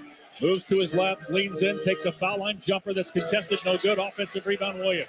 Tatum left wing at 3. That's good. His first three-point basket since the midway point of the first quarter of Game 5. It's only the 9th field goal attempt for him tonight. 66-56. Vincent for 3 right side. Can't answer. Long rebound. Vincent got it back. Fires underneath Bam Adebayo. Jump hook, no. Rebound Boston. 5 minutes to go in the third. Celtics down 10. White, right wing. Driving into the lane. Floater. Good from White. He's taking over for the Celtics here in the third. Timeout, Miami. They're attacking Max Strus. In this half, they are now 7 for 10, going right at Max Strus relentlessly. And Derek White, if that's the guy in front of him, right to the cup he goes. 10 third quarter points for Derek White with 4:49 left in the third quarter. Miami 66, Boston 58. This is the Eastern Conference Finals on ESPN Radio and the ESPN app presented by Indeed. Chris Canty and Chris Carlin are Canty and Carlin. Mike Tannenbaum, ESPN NFL front office insider. All right, Mike, you've run organizations. I've been socially awkward. Let's just get right to it. Let's just get right to it. No. This morning, the guy who basically is in charge of us being on the air, it's kind of Mike. For 3 months, I thought his name was Con. You know, when you get told that, well, you just feel like the biggest dumbass. There's even something more awkward. When I first got to college and you're hanging out with somebody, now you're like too close. They think you know the name, you don't. And then you're in a situation where where you have to introduce them. Hey, big guy, this is Chris. I've actually been on the other side of that. Stephen A goes on this long soliloquy about how great of a football analyst I was. And he says, now I want to introduce you guys to Super Bowl champion, Mr. Greg Canty. Thanks, Stephen A. And I remember my man Greg Canty talking this morning on radio. He would say, once a teammate, always a teammate. I agree with that. Oh, that's fantastic. Canty and Carlin, weekdays at 3 Eastern on ESPN Radio and on the ESPN app. The Low Post Podcast with Zach Lowe. As expected, Jaylen Brown made an All-NBA team, and he will now be eligible for the biggest possible contract he could be eligible for. They are immediately facing a decision. Are we putting all our eggs in this basket? Because I can tell you this, if they go to Jaylen Brown and get cute and be like, I know you're eligible for 35%, but can we do like a 30% and maybe it escalates to 31%? Like, that's not going to go over well. Check out the Low Post Podcast on the ESPN app or wherever you listen to podcasts. The biggest names in sports are on ESPN Radio. Tyrese Maxey now joining us courtside. It was a big-time win, man. We let the game kind of slip away from us, but to be resilient like that and everybody make plays down the stretch, that was big time. Stephen Curry with us here on ESPN Radio. Honestly, it's hard for a lot of guys on our team because they're capable of contributing, but sometimes the opportunity isn't always there. But the message is stay ready. Josh Hart is joining us. 6 years I've been waiting to get into the playoffs, man. So I'm not taking it for granted. I'm playing as long as I can, every second I can, and I'm just taking it all in. Visiting with D'Angelo Russell, I'm a product of my environment. Honestly, I got to brush shoulders with some of the greats and just learned a lot of things from being in their system and their organizations. Klay Thompson joining us. I can hear how tired you are, brother. Oh, PJ, I feel great. Got another quarter in him. Great. I don't know about all that. The biggest names in sports come here, and it all starts weekday mornings with Keyshawn, J. Will, and Max, and continues all day. This is ESPN Radio.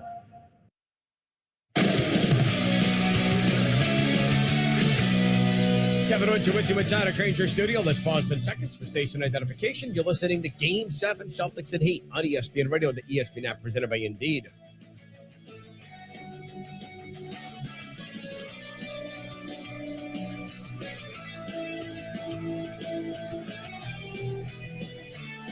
Before we go back to Dave Pash and Doris Burke in Boston, Roz go to Wood. Derek White already saved Boston seasons once. He's trying to do it again here in this third quarter. Back to you.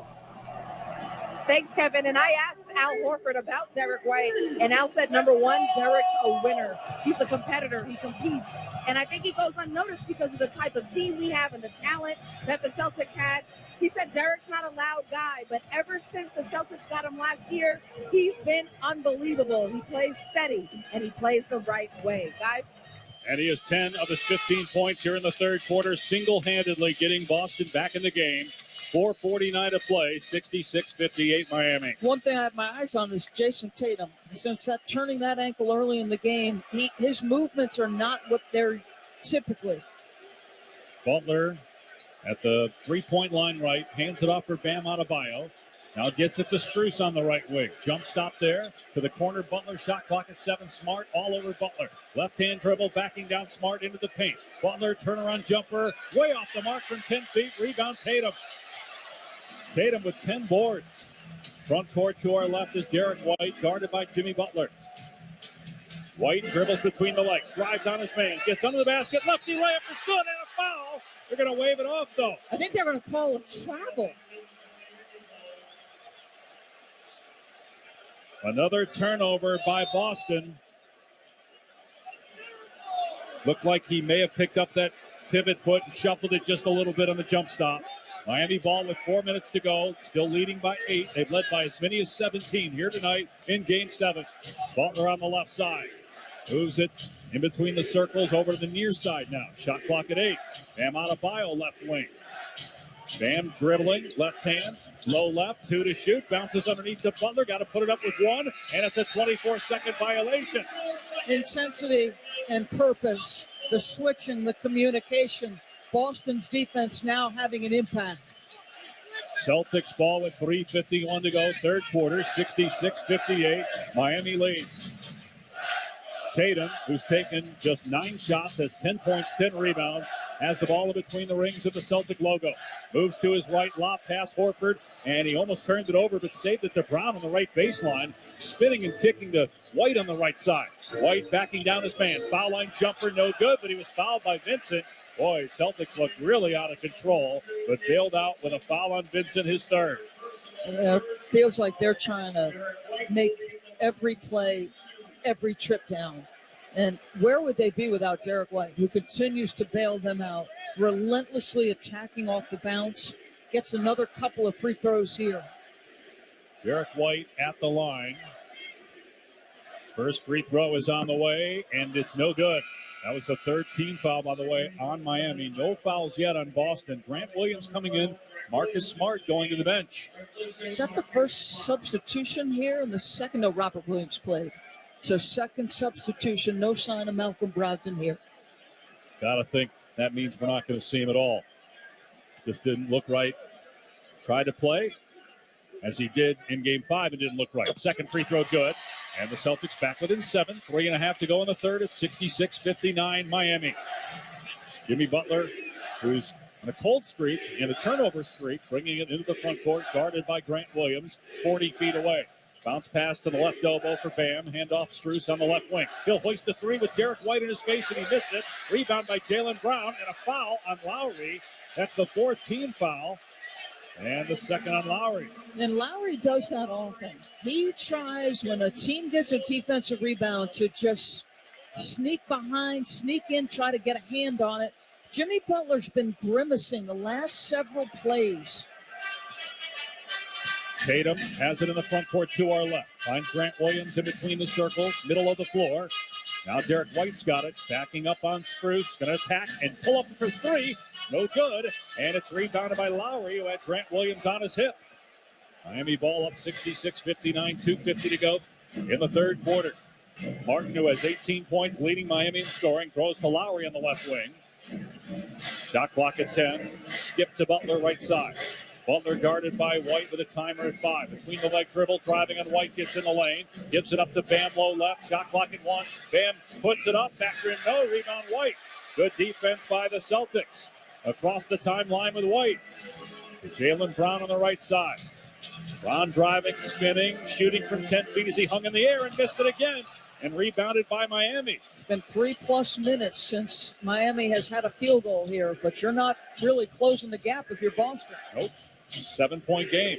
Lowry right side drives, floater from 8 feet, missed it. And a rebound by Miami and a Boston foul. That is the first on the Celtics here in the quarter. It's going to go on Horford, his second personal. 2:09 to go, 66-59 Miami. Again, Bam's presence looming always on the offensive boards. A lot of people say the Celtics are at their best when they're behind. Backs to the wall. We'll see if that's the case. 2 minutes to go. They trail by 7. Butler left wing. Little jab step with the right foot. Backs up, shoots a three, and score it. Jimmy Butler drills the triple. So Al Horford again on a switch is retreating and giving space to a shooter. Butler finds Grant Williams left corner looking for the answer. Nails the triple. Big shot by Williams. Boston back within 7, 1.5 to go in the third. 69-62. Heat leads. Game 7, Eastern Conference Finals. Winner to play Denver in the NBA Finals on Thursday. Will it be here in Boston, or will Miami head to Denver for Game 1? Bam Adebayo, low post right side, driving into the paint. Lefty layup, scooping it up and in against Grant Williams. Timely buckets. They just keep pushing the lead back. Williams right wing, and a foul called, offensive foul on Jaylen Brown. That's another turnover by Brown, who's had a rough night. It's 5th turnover for Jaylen tonight. So you stop the momentum again. You've dug in defensively. You forced a ton of misses. I didn't see a ton there. Didn't like the call. Yeah, just Brown was still moving, but he didn't clear out. Strus really kind of was in his way, but didn't make a lot of contact. 71-62 Miami leads. 1:15 to go in the third. Miami's been able to weather every storm that Boston has presented here in the third so far. We'll see how the Heat closes the quarter. 1:05 to go. Lowry left side dribbling on Tatum, backing up, timer at 5. Butler now on the left wing. Brown with a hand in his face. Butler going to fire a three. Too strong. Rebound. Strus goes back up. Blocked by Williams. And then Tatum fouled, and he's going to shoot free throws because that's the 5th team foul on Miami. And he's limping a little bit. So I think Jason can make open shots. He can jump off 2 feet and command the backboards. I just don't know that Jason Tatum can push off that ankle in either direction really well. And again, off that rebound, he starts jumping on his right foot to keep pressure off the left. 3rd foul on Strus. And Tatum at the line where he's 1 for 2 tonight after making all 15 free throws in Game 6. First one's good, 71-63. Miami leads, 52.1 on the clock here in the 3rd quarter. This looks to be marching toward yet another close game for the Miami Heat. They have lived in those situations all year. They're quite comfortable in them.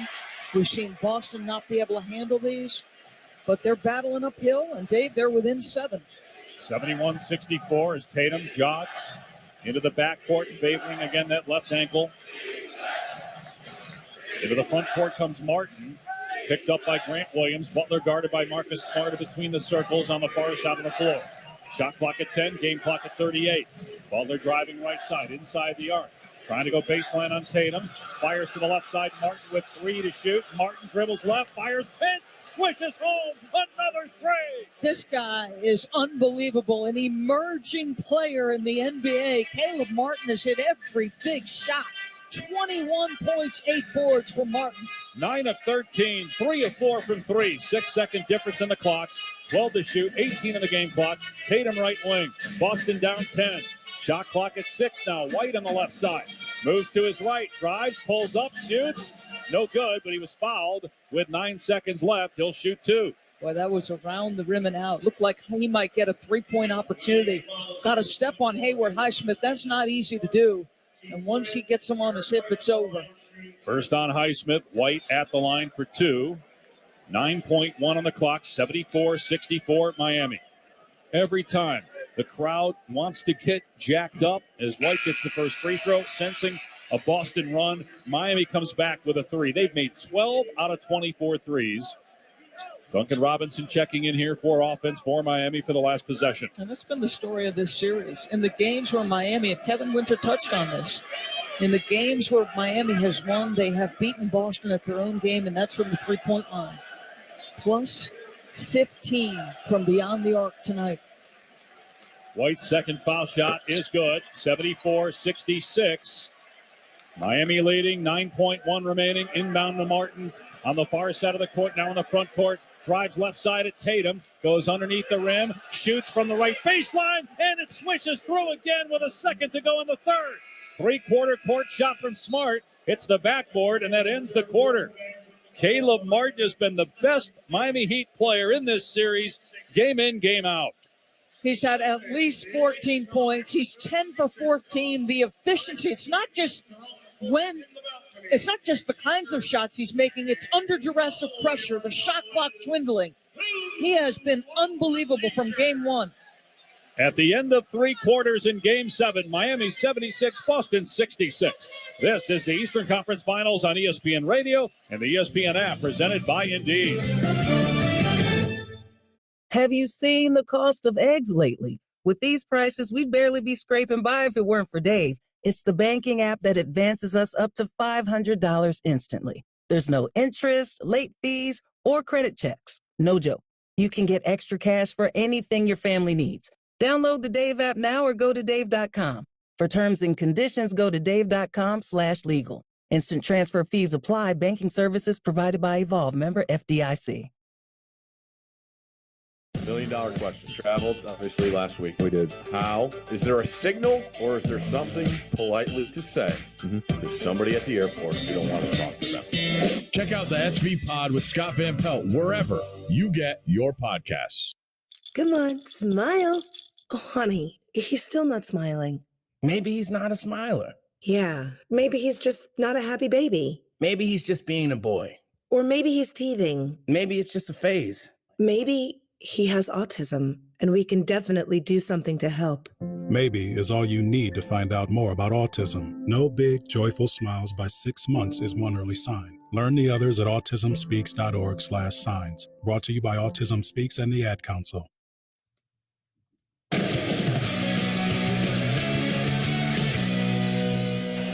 clock at 10, game clock at 38. Butler driving right side, inside the arc.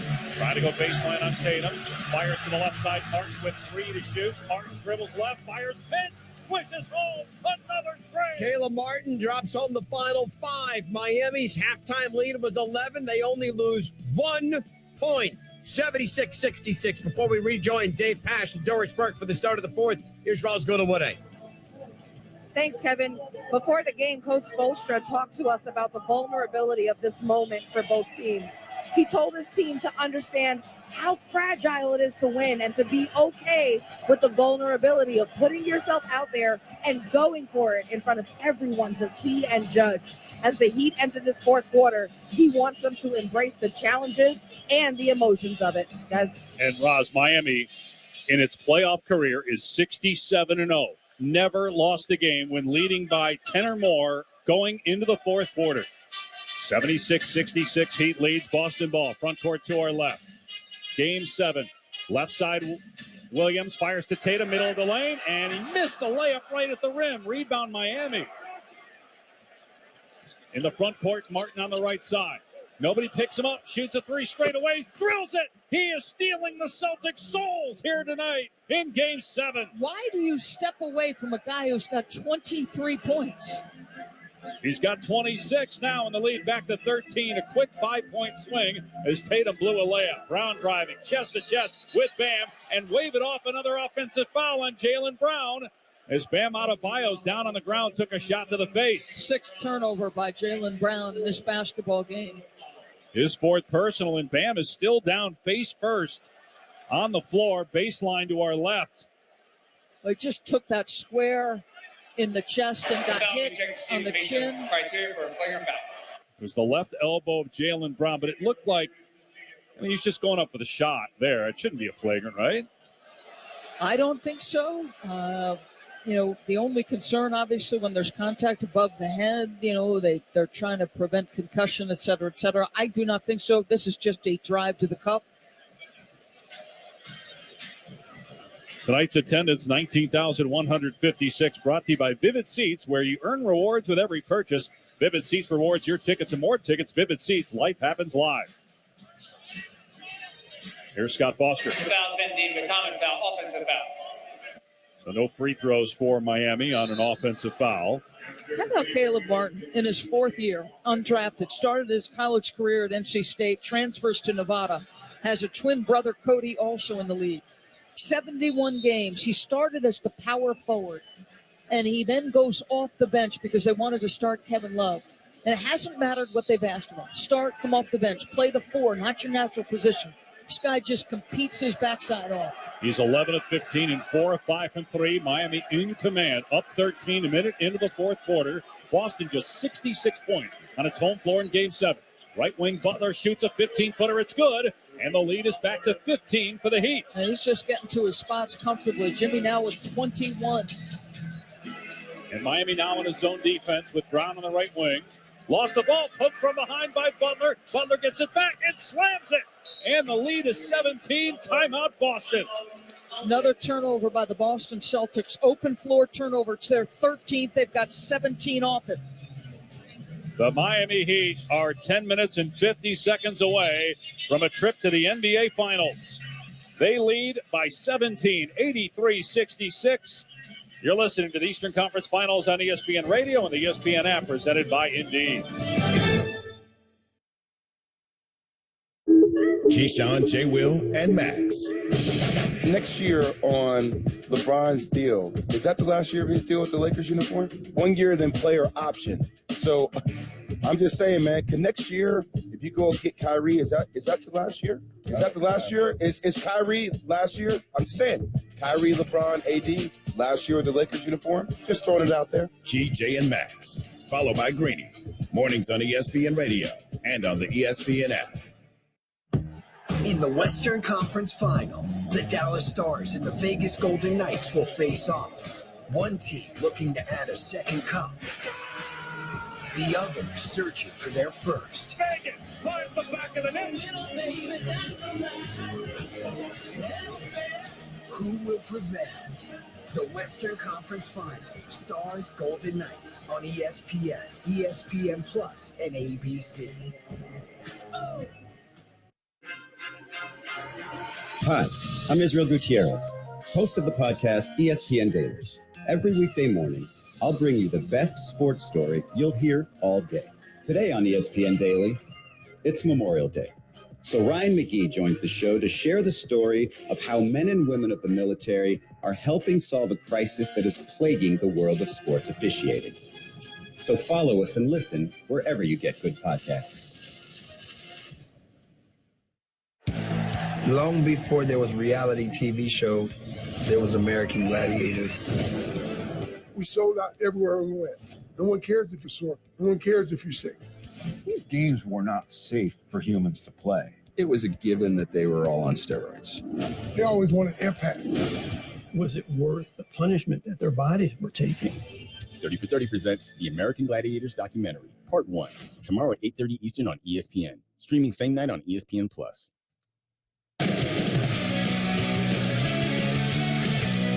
Kevin Winter inside our Granger studio. I want to thank all of you who logged on to our Twitter account to vote in the AutoZone in the Zone poll question. 40% of you said Jimmy Butler would be the player to get in the zone.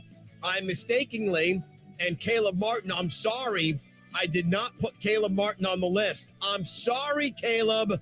He is single-handedly knocking the Celtics out, or as Dave Pash said, taking their soul. Before we go back to Dave and Doris, here's Roscoe and Woody in Boston. Thanks, Kevin. Yes, and I have someone else from the Heat that's chipping in his own way. Every time the Heat go on a run, heading back to the huddle, anytime out, it's Kyle Lowry coming in there with two hands up, saying, calm down, settle down. He wants his team to stay poised, disciplined, and locked in as they try to secure this win and not to get too high with the highs or too low with the lows. He told me my job is to be calm and steady, guys. Well, Miami has a chartered plane, but they did pack and booked their flight to Denver for tonight. Probably was made a bigger deal of than maybe should have been nationally in the media, but still, they were ready. And as Eric Spoelstra said after Game 6, we want to play Game 7 right now. They embraced it despite losing 3 games in a row, and they lead it by 17, a minute and 20 seconds into the fourth. Where's the answer going to come from for Boston with Jason Tatum clearly not 100% and Jaylen Brown struggling mightily? Tatum right wing to Horford, swing it Brown left side, shot clock at 4. Tatum right side with 3. Kicks to the right corner, Smart, they got to have it. He missed the 3 and rebounded by Martin. They have been abysmal shooting corner threes this evening. They've just not made, I think they've made 1 corner 3. They're 7 for 29 overall from 3. Butler on the right side. Drive, stops at the elbow, shoots from there, and an offensive foul is called on Butler, his second. So there was a stretch of this ball game where Derek White, I think sensing that Tatum can't make the plays he typically does, has realized he's got to be a playmaker. I think you've got to be aggressive if you're Derek White. Tatum and Brown just 10 for 28, 27 combined points. Tatum 4 for 10, 12 points, has 11 rebounds. He's driving right side, gets down the lane and gets the dunk.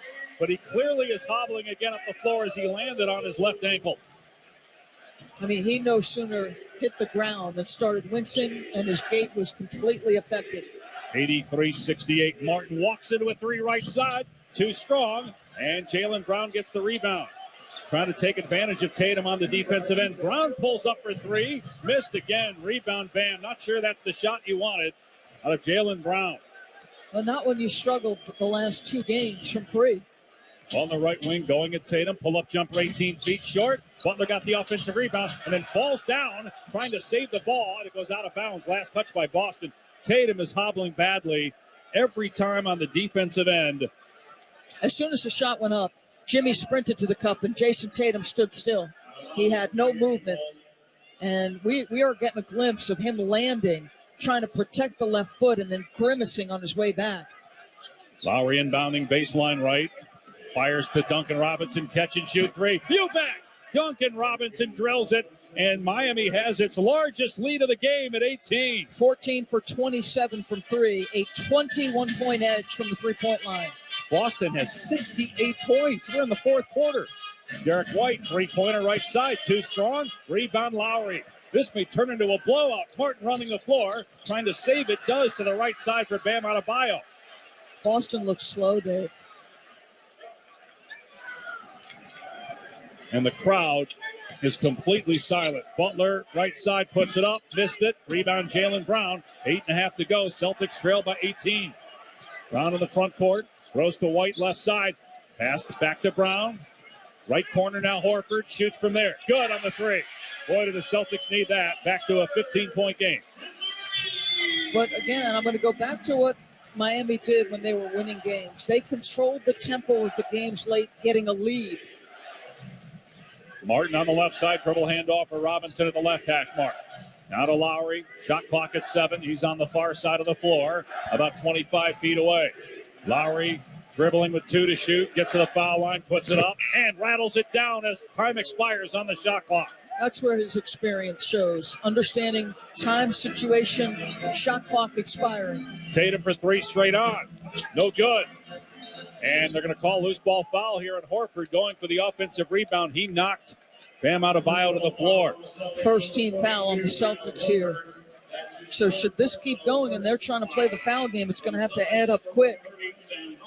Boston is 8 for 33 from 3. Miami leads at 88-71. Sam Hauser checks in now. He played 2 minutes in Game 6 and frankly didn't look very comfortable. Again, Brogdon must not be available, so they got to find somebody who can put it in the basket. They're going to give Hauser a try. Left side in the front court is Martin, who's got 28 points. Working on Hauser. Bounces to Bam Adebayo. High post left, face-up jumper on the way. And it goes down for Bam. And the lead is 19. That's the largest of the night for the Heat with 7.5 to go. Boston getting blown out on its home floor in Game 7. Brown right side. Stop the dribble. Out to Hauser. Now Brown right corner. Trying to drive. Turned it over. 8th turnover by Jaylen Brown. He's getting booed right now. Been a rough night. His handle, again, it's always been a little bit of a weakness. Turnovers, always a part of that handle when it's not tight. Butler left side, drives on Brown, gets inside of him, turns around, missed the shot. Offensive rebound, Bam, and fouled on the dunk attempt. He'll go to the line with 6:55 to go. The Celtics getting frustrated, and they're in big-time trouble, down 19. Now, Bam Adebayo was checking Jaylen Brown, and on the crossover, ball comes loose. I feel like it hit Bam's foot. Led to another turnover this possession, and now an offensive rebound becomes foul shots for Bam Adebayo. And how about this? Caleb Martin has 26 points on 16 shots. Jason Tatum and Jaylen Brown have 29 points on 31 shots. Incredible. Bam's first free throw is good. The lead is 20. Why should we be surprised at all the curveballs we've been throwing in this series to see Miami after blowing a 3-0 series lead come to Boston for Game 7 and trounce the Celtics? Boston got it down to 7 a couple times, but Miami just stretched the lead back out. As the second free throw goes, it's 92-71 Heat. They seized the moment. They've played harder from the opening tap. There's been more toughness from Miami. They're switching defenses virtually every possession. Jaylen Brown caught in the air, got a bank shot to go. Tough angle from the left side from about 10 feet. 92-73, 6:40 to go. Even Eddie Palladino, that call on the Jaylen Brown bucket, very sort of muted. Did Boston get a stop? They do. A turnover forced by the Celtic defense with Horford getting a steal. Smart right wing. Going to drive, dribble behind the back in the lane. Puts up a 10-footer short. Butler with a rebound. No second chance opportunities at all for the Celtics. Butler into the front court, fouled by Smart. That is the third team foul. First personal, 6:15 to go. 92-73, Miami leads. And Al Horford just had to look at Marcus Smart and say, like, let's go. There's time left on the clock. Don't stop playing.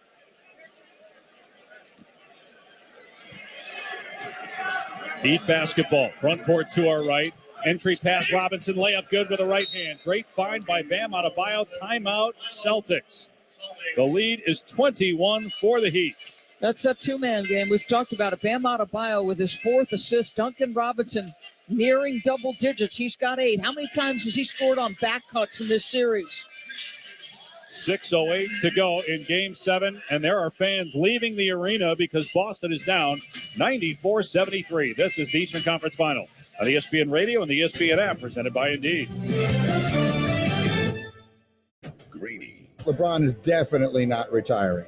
Definitely not. Never listen to what a player says about his future in the frustrated moments after a defeat that ends his season. Weekday mornings at 10 Eastern on ESPN Radio. Coming up Tuesday, we'll recap Game 7 of the Eastern Conference Finals and ask, can either of these teams beat the Nuggets? Keyshawn, J. Will, and Max, 6 a.m. Eastern, right here on ESPN Radio, ESPN2, and ESPNU.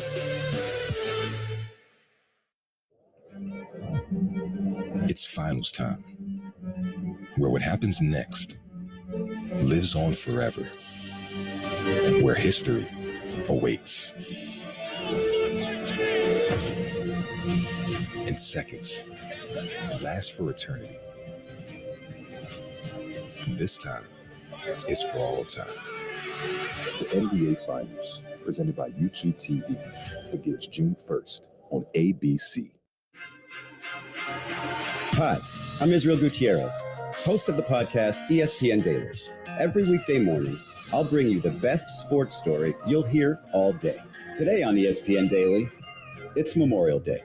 So Ryan McGee joins the show to share the story of how men and women of the military are helping solve a crisis that is plaguing the world of sports officiating. So follow us and listen wherever you get good podcasts. Long before there was reality TV shows, there was American Gladiators. We sold out everywhere we went. No one cares if you're sore. No one cares if you're sick. These games were not safe for humans to play. It was a given that they were all on steroids. They always wanted impact. Was it worth the punishment that their bodies were taking? 30 for 30 presents the American Gladiators documentary, Part 1, tomorrow at 8:30 Eastern on ESPN. Streaming same night on ESPN+.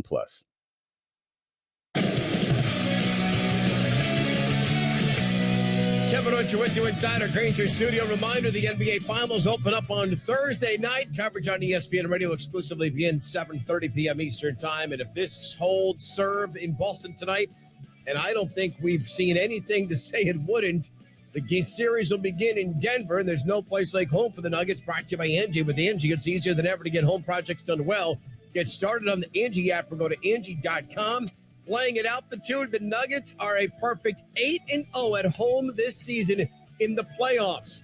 Again, should this hold, Denver will host Miami in games 1 and 2. Still 6:07 to go in the fourth, but the Heat have just owned Boston tonight, 94-73. David Doris, back to you with Roz.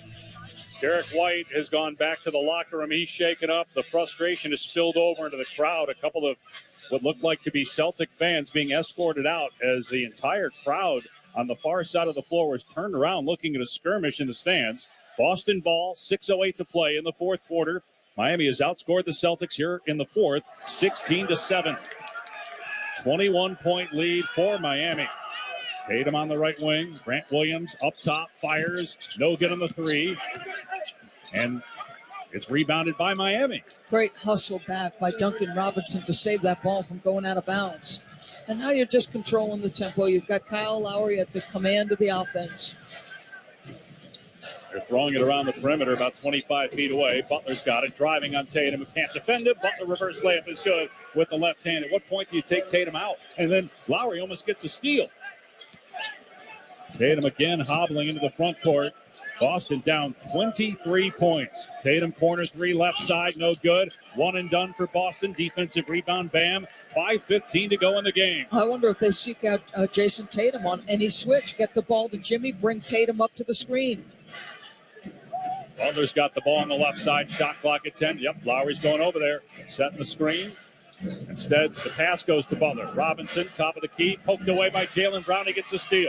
In transition, gets a throwdown. 96-75, 4:56 to go. Duncan Robinson taps his chest saying, my bad, he got stripped. A rare sloppy possession by Miami. They've been strong with the ball. They've been the mentally tougher team. Lowry into the front court, middle of the floor, 30 feet out. Throws to Butler, left wing. Shot clock at 7. Butler sees it. Moves to his right with the dribble. Gets past Tatum again. Stripped and a foul call. Tatum will go to the line. Going to be on Jaylen Brown. That's his 5th foul. Checking with Roz. Let's get an update on Derek White. Dave, I have an update from the Celtics. Derek White has a sore right knee, and he is available to play. All right. Thanks. Appreciate that, Roz. Wonder if we'll see him, though, at this point. Jason Tatum, just visible frustration, trying to gut this one out. That ankle isn't right. The right thumb doesn't look right. Butler missed the free throw. One more coming. Game 1 of the NBA Finals is Thursday, and it's going to be in Denver. And do you get Tyler Hero back to play? He's now shooting the basketball. Because it's a hand injury, you got to believe the conditioning wouldn't be far off. 97-75. Three-pointer left side, Jaylen Brown. Nope. Rebound, Kyle Lowry. 4:25 to go. Fans are exiting in droves here in Boston. Miami ball. Duncan Robinson in between the rings. Jimmy Butler on the left side. Tatum's on him. Butler looking to attack. Shot clock at 5. Step back long 2. Off target. Rebound Horford. 4 minutes to go. Boston has to basically make every shot the rest of the game. Smart gets a layup here with the right hand on a floater, but they're still down 20. Inside 4 minutes to play.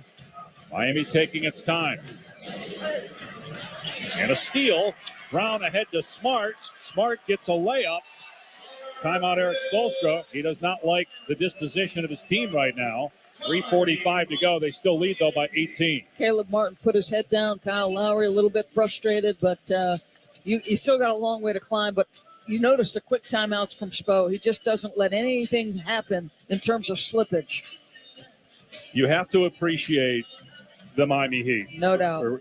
And it starts at the top of this organization. I know people get tired of the cliche Heat culture, but it's real. We see it time and again, regardless of the players. Yep. Even though they continue to have great players, whether it was Shaq and Wade or the Big Three, but now Jimmy Butler. This could be their second final in 4 years. No, and listen, I'm going to go back to what you said earlier. Like Eric Spoelstra sitting at that press conference after Game 6 and seething with competitive fire. Like, we want to play another 48 right now.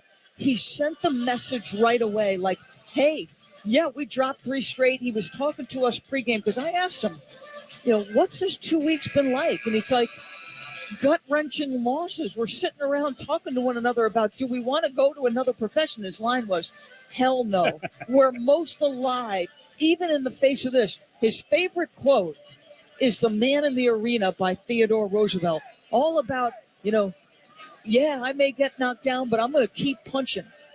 And boy, have they ever. Peyton Pritchard checking in for Boston. Caleb Martin, bringing it across the timeline, guarded by Pritchard at the Celtic logo to Bam Adebayo in between the rings. Guarded by Al Horford, shot clock at 10, game clock at 3:30. Bounce pass into the lane, and Butler with the slam. Backdoor cut, Butler got the 2, 99-79. I'd be curious as now somebody throws something onto the floor, and that's dangerous. There is something yellow. It's about a marble size. Officials don't see it. Like a piece of gum, maybe. Right at the midcourt line. Shot clock at 10. Horford drives, floater. No good. And rebound by Miami. When's the last offensive rebound Boston has had? And whatever that is still on the court. Kyle Lowry's trying to point it out. Caleb Martin goes over, grabs it, throws it over to the sideline. 2:50 to go. Miami 99, Boston 79. Bam Adebayo into the lane. Stops, kicks it out. Lowry, left side. Drives, gets to the basket. Layup is good from Kyle Lowry. Back to a 22-point lead with 2.5 to go. Horford at the head of the key. Throws to the right side. Smart. Skip to Jaylen Brown. Puts it up from 3. No good. But that's been the story of the night for Jaylen Brown. 1 for 9 from 3. 8 turnovers. This game changed drastically. And listen, the Heat were the tougher team all night. But Jason Tatum's inability to push off, to be anything of a force on the offensive end. And then they were targeting him late defensively. Traveling violation on Bam Adebayo. And the Celtics have emptied the bench. They are conceding as they are down with 2:13 to go, 101-79. I don't know who to vote for MVP. I've been tackling this because I've got to get my vote in, and I think I'm going to lean Jimmy Butler. Muscala hits a three. Butler's got 28 points, 7 rebounds, 6 assists. Caleb Martin has 26 points, 9 rebounds. It's a tough choice. Given what Butler did in Game 6 to get Miami back in, I think you're good with that one. Either way, I get it. Adebayo in the front court. Kyle Lowry calls a timeout with 1:50 to go, and Miami up 101-82. But I gotta tell you, boy, Caleb is a 1A MVP in this deal. Undrafted, just his 4th year, and I want to remind our listeners of something. A year ago, Caleb Martin in this series averaged under 10 points per game, and Boston ignored him as a scorer. And he's talked at length about the lessons learned there. And he said, basically, it's shame on me if I don't make them pay for not guarding me. And how about that young man's response? Yes, I'm going to cast my vote for Jimmy Butler for MVP. But I'm going to tell you, it was so damn close for me because Caleb Martin has been absolutely brilliant. 11 of 16, 4 of 6 from 3, 9 rebounds, 26 points. He has outplayed the 2 stars for Boston. Jason Tatum clearly not himself, got hurt on the opening play, turned his ankle, and was never the same. Jaylen Brown had one of the worst nights of his career. The stats probably won't show that because you look and you see decent numbers. If you just look at points, rebounds, assists, 19, 8, 5, but 8 of 23, 1 of 9 from 3, the 8 turnovers. Miami is 1 minute and 50 seconds away from a celebration in Beantown.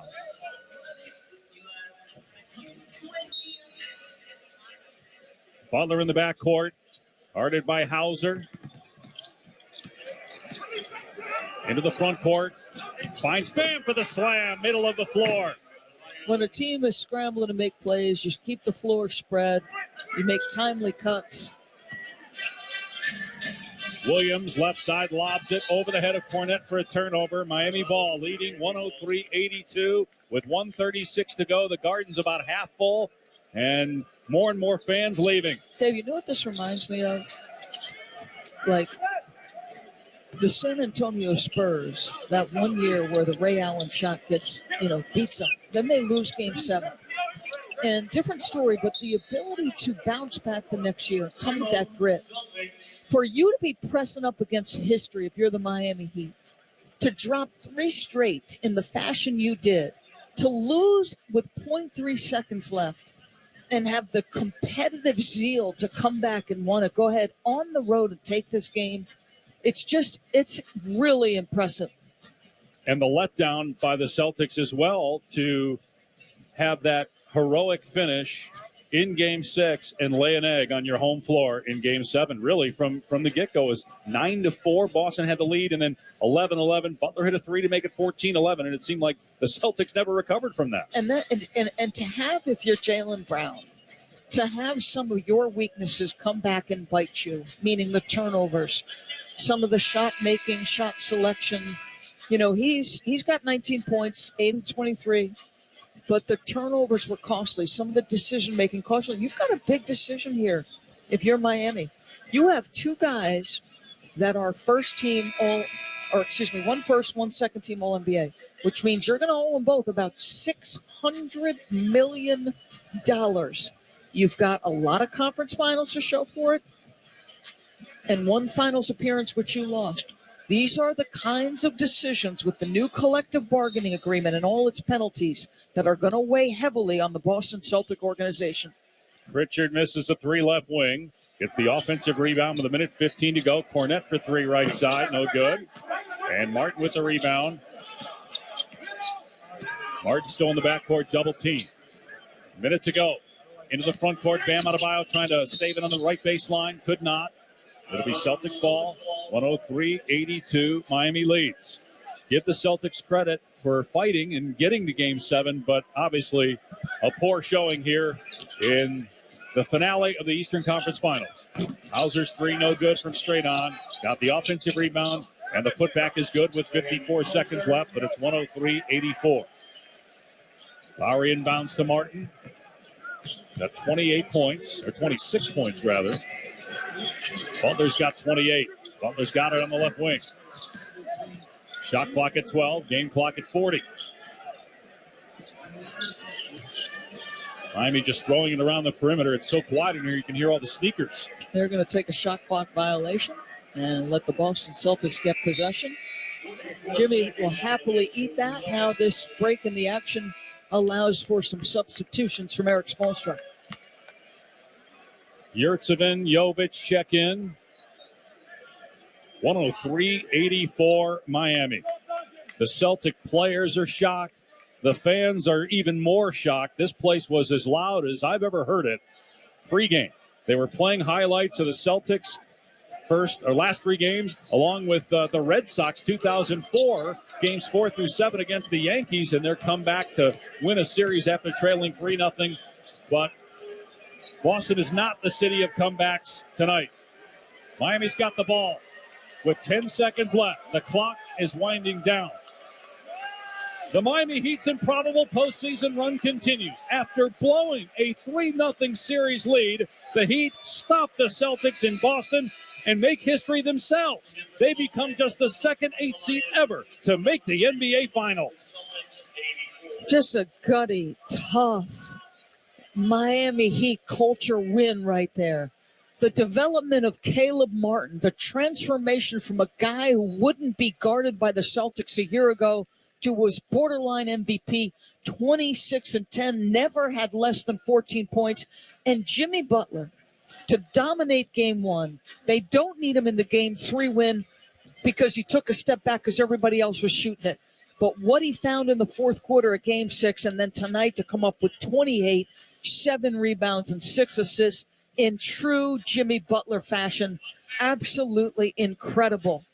The final score, Miami 103, Boston 84.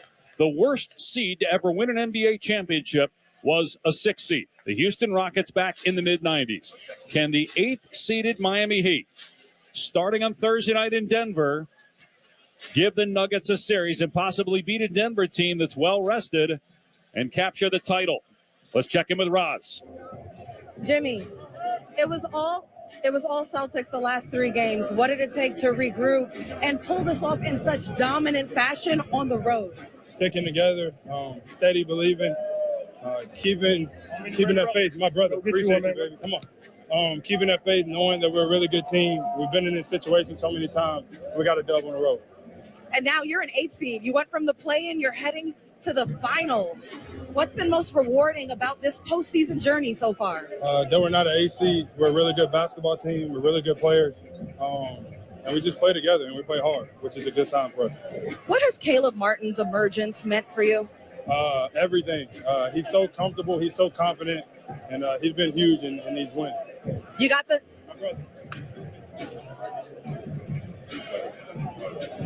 And lastly, you got the Nuggets next. They've been resting.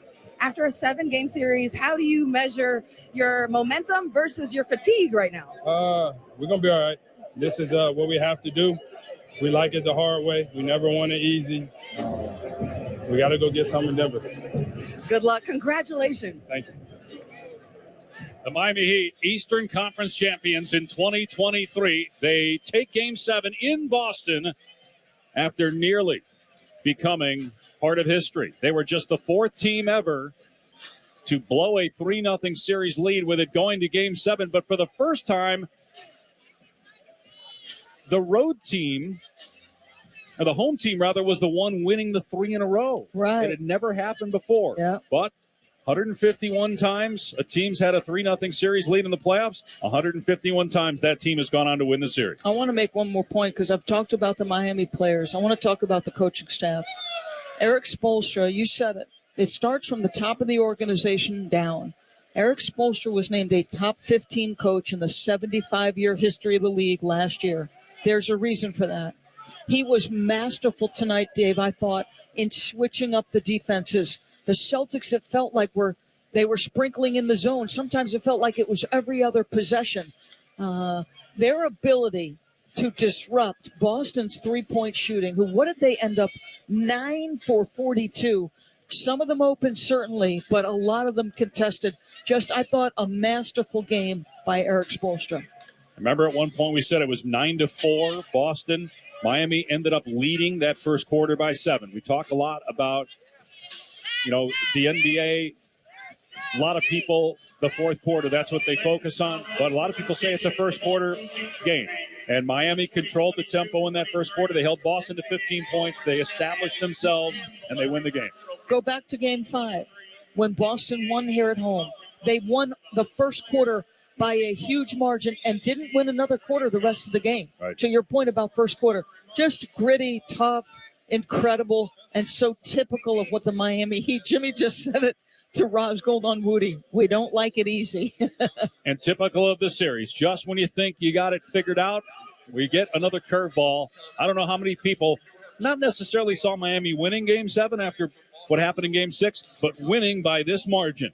The Heat 103, the Celtics 84. Miami is off to the NBA Finals starting Thursday night in Denver. For Doris Burke, Roz Golden Woode, producer Mike Martino, engineer Bob White, I'm Dave Pash from TD Garden in Boston. Now we send it to Kevin Winter in the studio with the postgame show. Dave Pash, Doris Burke, Roz Golden Woode. It has been an absolute pleasure to be part of the broadcast team with you all for game of the entire Eastern Conference Finals. Dave, great work. Roz and Doris, I'll talk to you both coming up on Thursday for game 1 of the finals. The Eastern Conference Finals on ESPN Radio has been presented by Indeed. Need to hire? You need Indeed.com/credit. So now the Miami Heat are going back to the NBA Finals. It'll start on Thursday. We will begin our coverage 7:30 p.m. Eastern Time in Denver for game number 1 of the NBA Finals. It should also be noted that the Florida Panthers, who reside in South Florida, are headed to the Stanley Cup Final, and tonight they found out their opponent. It'll be the Vegas Golden Knights. This is only the 10th time in the history of both the NHL and the NBA that a team from the same metro area made their respective finals in the same season. This time, it's the Panthers and the Heat.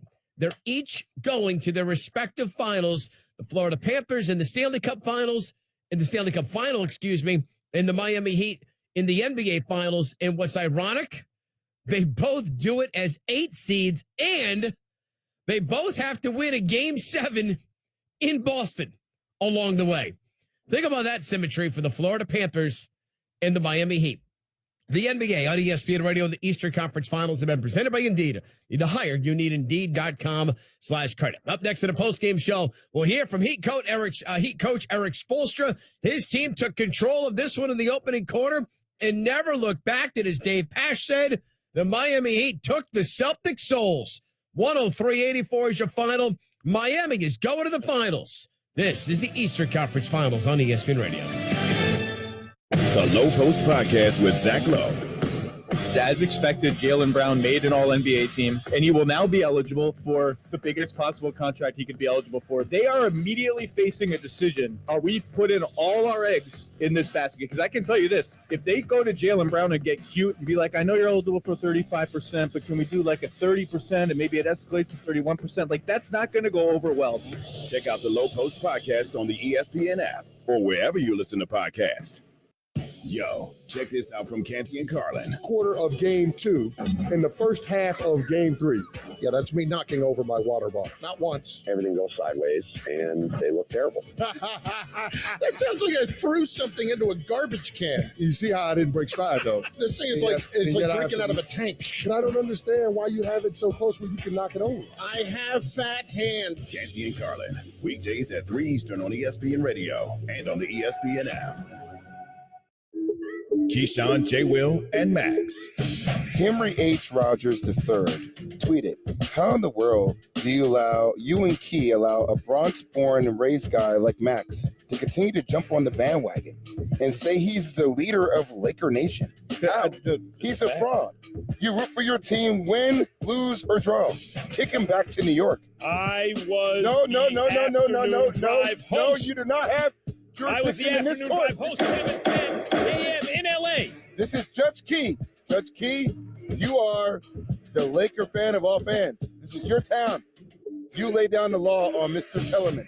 We would not accept his application, nor do we want anyone like that around our organization, rooting from afar or up close. You know the Lakers Mayorsville when you see them. GJ and Max. Mornings on ESPN Radio and on the ESPN app. This copyrighted broadcast of the National Basketball Association may not be retransmitted, reproduced, rebroadcast, or otherwise distributed or used in any form without the express written consent of the NBA.